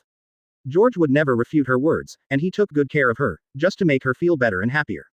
Definitely after George knew that Gwen took the risk to deal with the yellow monster alone, he was criticized for 3 hours. Even Gwen's mother didn't stop him, because Gwen did something wrong and almost died for it. Chapter 99 Return to God's Realm. Advertise here. Chapter 99. Return to God's Realm. Asgard. After Thor and others returned to Asgard from the Earth through the Bifrost activated by Heimdall, they saw Heimdall collapse next to the activated Bifrost with a weak and injured face. After that, Thor asked Sif and others to take Heimdall for treatment. While he waved, Mjolnir flew towards the royal palace. The scenery of Asgard flashed in front of him, and soon he came to where Loki was. At this moment, he was in Odin's sleeping chamber. Boom. Thor, what are you doing? Frigga asked Thor angrily after Thor knocked Loki away with a hammer. After all, he had saved Thor just now, but when Thor came back, he didn't say anything. Hitting Loki made Frigga confused and a little angry at the same time. Mother, these are all Loki's conspiracy. He was the one who let the giants of Jotunheim in, and he even sent out the destruction armor to kill me on Earth. Thor also knew that his mother didn't know the situation, and was still kept in the dark by Loki. In the dark, he immediately told everything Loki had done. What? He sent the destruction armor to Earth to kill you, oh, Loki. After hearing Thor's words, Frigga covered her mouth and looked at Loki in disbelief. She never thought that Loki, a kid, would actually want to kill her. Brother Thor. Boom. Wouldn't it be better for you to stay on Earth? My plan is almost completed, why do you want to come back?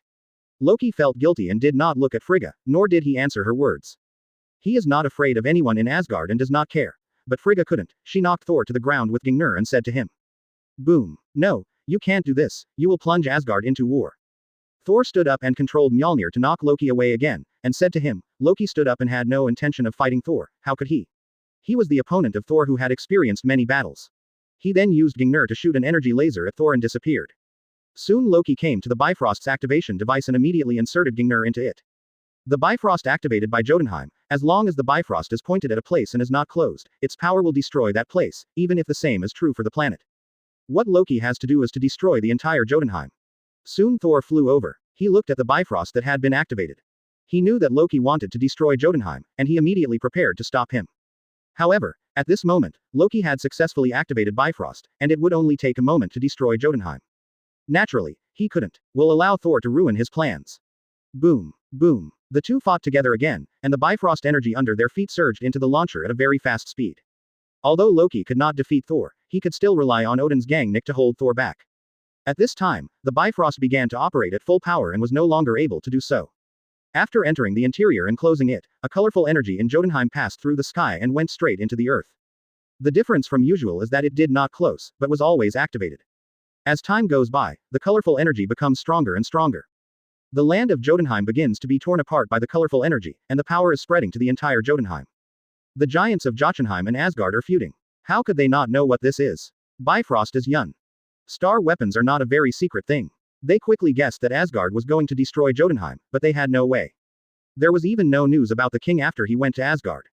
It was probably already in danger. After a fight, Loki was knocked to the ground by Thor. Thor put Mjolnir on Loki's chest and pressed him on the Bifrost, unable to get up. He was about to turn off the Bifrost's launcher.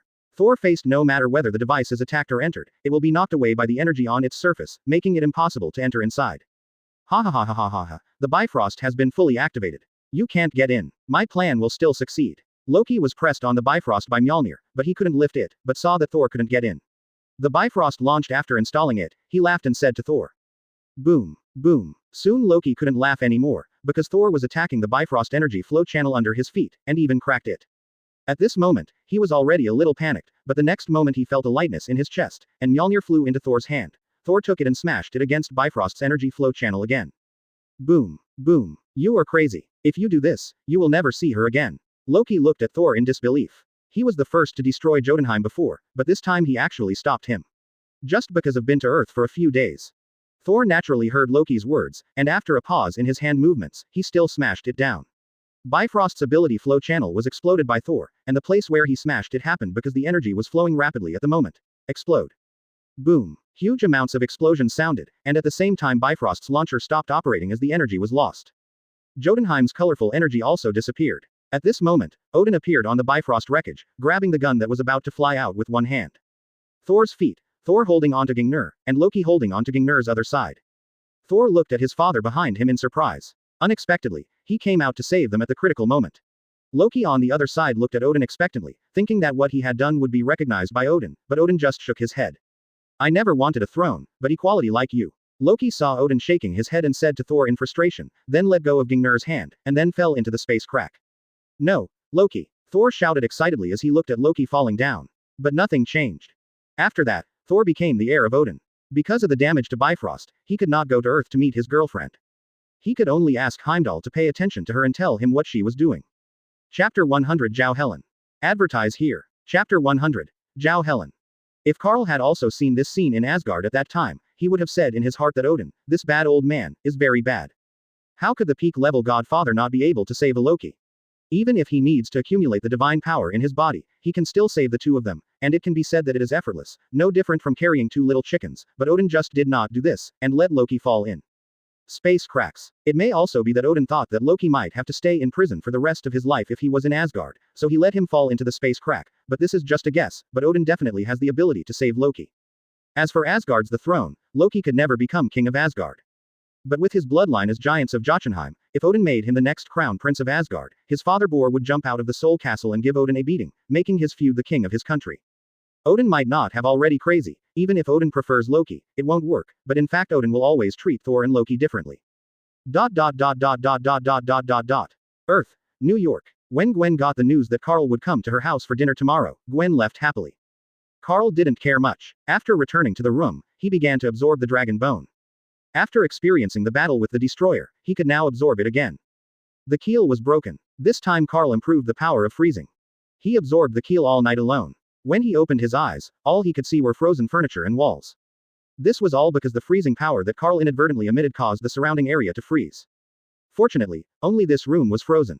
With a thought, all the ice in the room disappeared. At this moment, he could control the temperature of his own ice. It has dropped to -200 degrees Celsius, but it has not yet reached absolute zero. The further it goes, the harder it becomes to develop.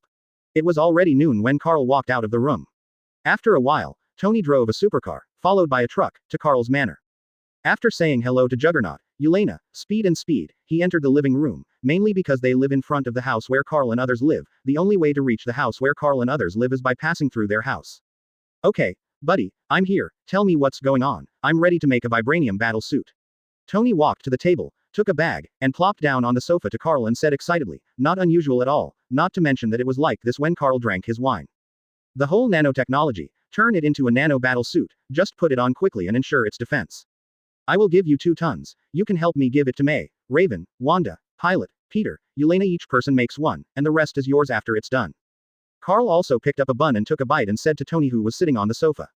Nanotechnology. It seems that technology is not yet at that level. You are making me a little bit embarrassed. Tony was not surprised when he heard Karl's words, but was a little distressed. The current technology is not yet at the level where it can be manufactured. It's like a nano battle suit. I have already thought about it for you. You go find a female doctor named Zhao Helen. Her current topic is regeneration cradle, which is the step of nanotechnology. Combining her technology, it is not a problem to create a vibranium nano battle suit that can be worn quickly. Karl said to Tony calmly, and told him who to find who would be helpful to him. Helen Zhao. She's Asian. She's also a doctor. It's not simple. Okay. I get it. Give me the vibranium and I'll take care of it. Tony's watch brought up a blue screen. Zhao Hailun's information is displayed. No, she's Korean. Go find her. She should be short of research funds now. Let's go. I'll give you the vibranium. Carl stood up and said to Tony, then walked outside and came to Tony next to the truck he brought. He waved his hand lightly, and the door of the truck's back compartment opened automatically. Carl got 2 tons of vibranium in the system space and put it in. Okay. Thank you, Carl. You may not know, I was a little bit at home last night. You know, I have to strengthen my strength. If you need anything, come to me. I will go back first. The battle suit will be in a few days. Send it here, Tony said to Carl in a somewhat uncomfortable mood and drove away in the sports car, followed closely by the truck. Carl looked at Tony's leaving figure and his performance just now. He should have felt powerless when he saw the battle between himself and the destroyer. His steel battle suit could not even withstand the opponent's energy beam, if it had not been directly passed by. He should be able to just lie down at home now. With the vibranium he gave him, he can't wait to update his battle suit and improve his strength, otherwise he will be as weak as before. This time, Tony was not as anxious as in the timeline after seeing the destroyer. Perhaps it was because of the existence of Carl and Juggernaut. Now he just wanted to update his battle suit and improve his strength, which would save Carl's worries. If Tony gets out of control again, it's time to play Dafa. After that, Carl asked G. Speedy to send Tony the physical data and abilities of the people he just mentioned, and asked him to make different modifications based on these things. After that, he went back to the house to watch TV with May in his arms. As for Raven, she was still there at this time. I'm giving lessons to Wanda, Pilot, and Peter. On the other side, the hand will. I felt that someone in Manhattan was using the dragon bone, and even the energy of the dragon bone was radiating out a lot. Mrs. Gao said to several other people. Not all of the 5 fingers were in New York. There were only Mrs. Gao, Alexander, and Botu here. Suowang and the 4 of them, and Murakami is currently in Sakura country. This generation of Iron Fist has just come out. How can anyone use the keel? Not to mention that we only recently learned about the keel under Manhattan. Did you sense it wrong and sense the energy of the keel under Manhattan? Suowang looked at it suspiciously. Mrs. Gao said, and several others also looked puzzled. No, I didn't feel wrong. I even knew who it was. He was Carl Augustsson Zhang, the shareholder of Stark Industries. He was the man who destroyed Kingpin and established Mutant Academy, and even made the army retreat. We are not him. Opponent, I have brought you here now to ask what you think. Mrs. Gao said to several others in a determined tone, and even directly told the users information, but the opponent's strength was too strong.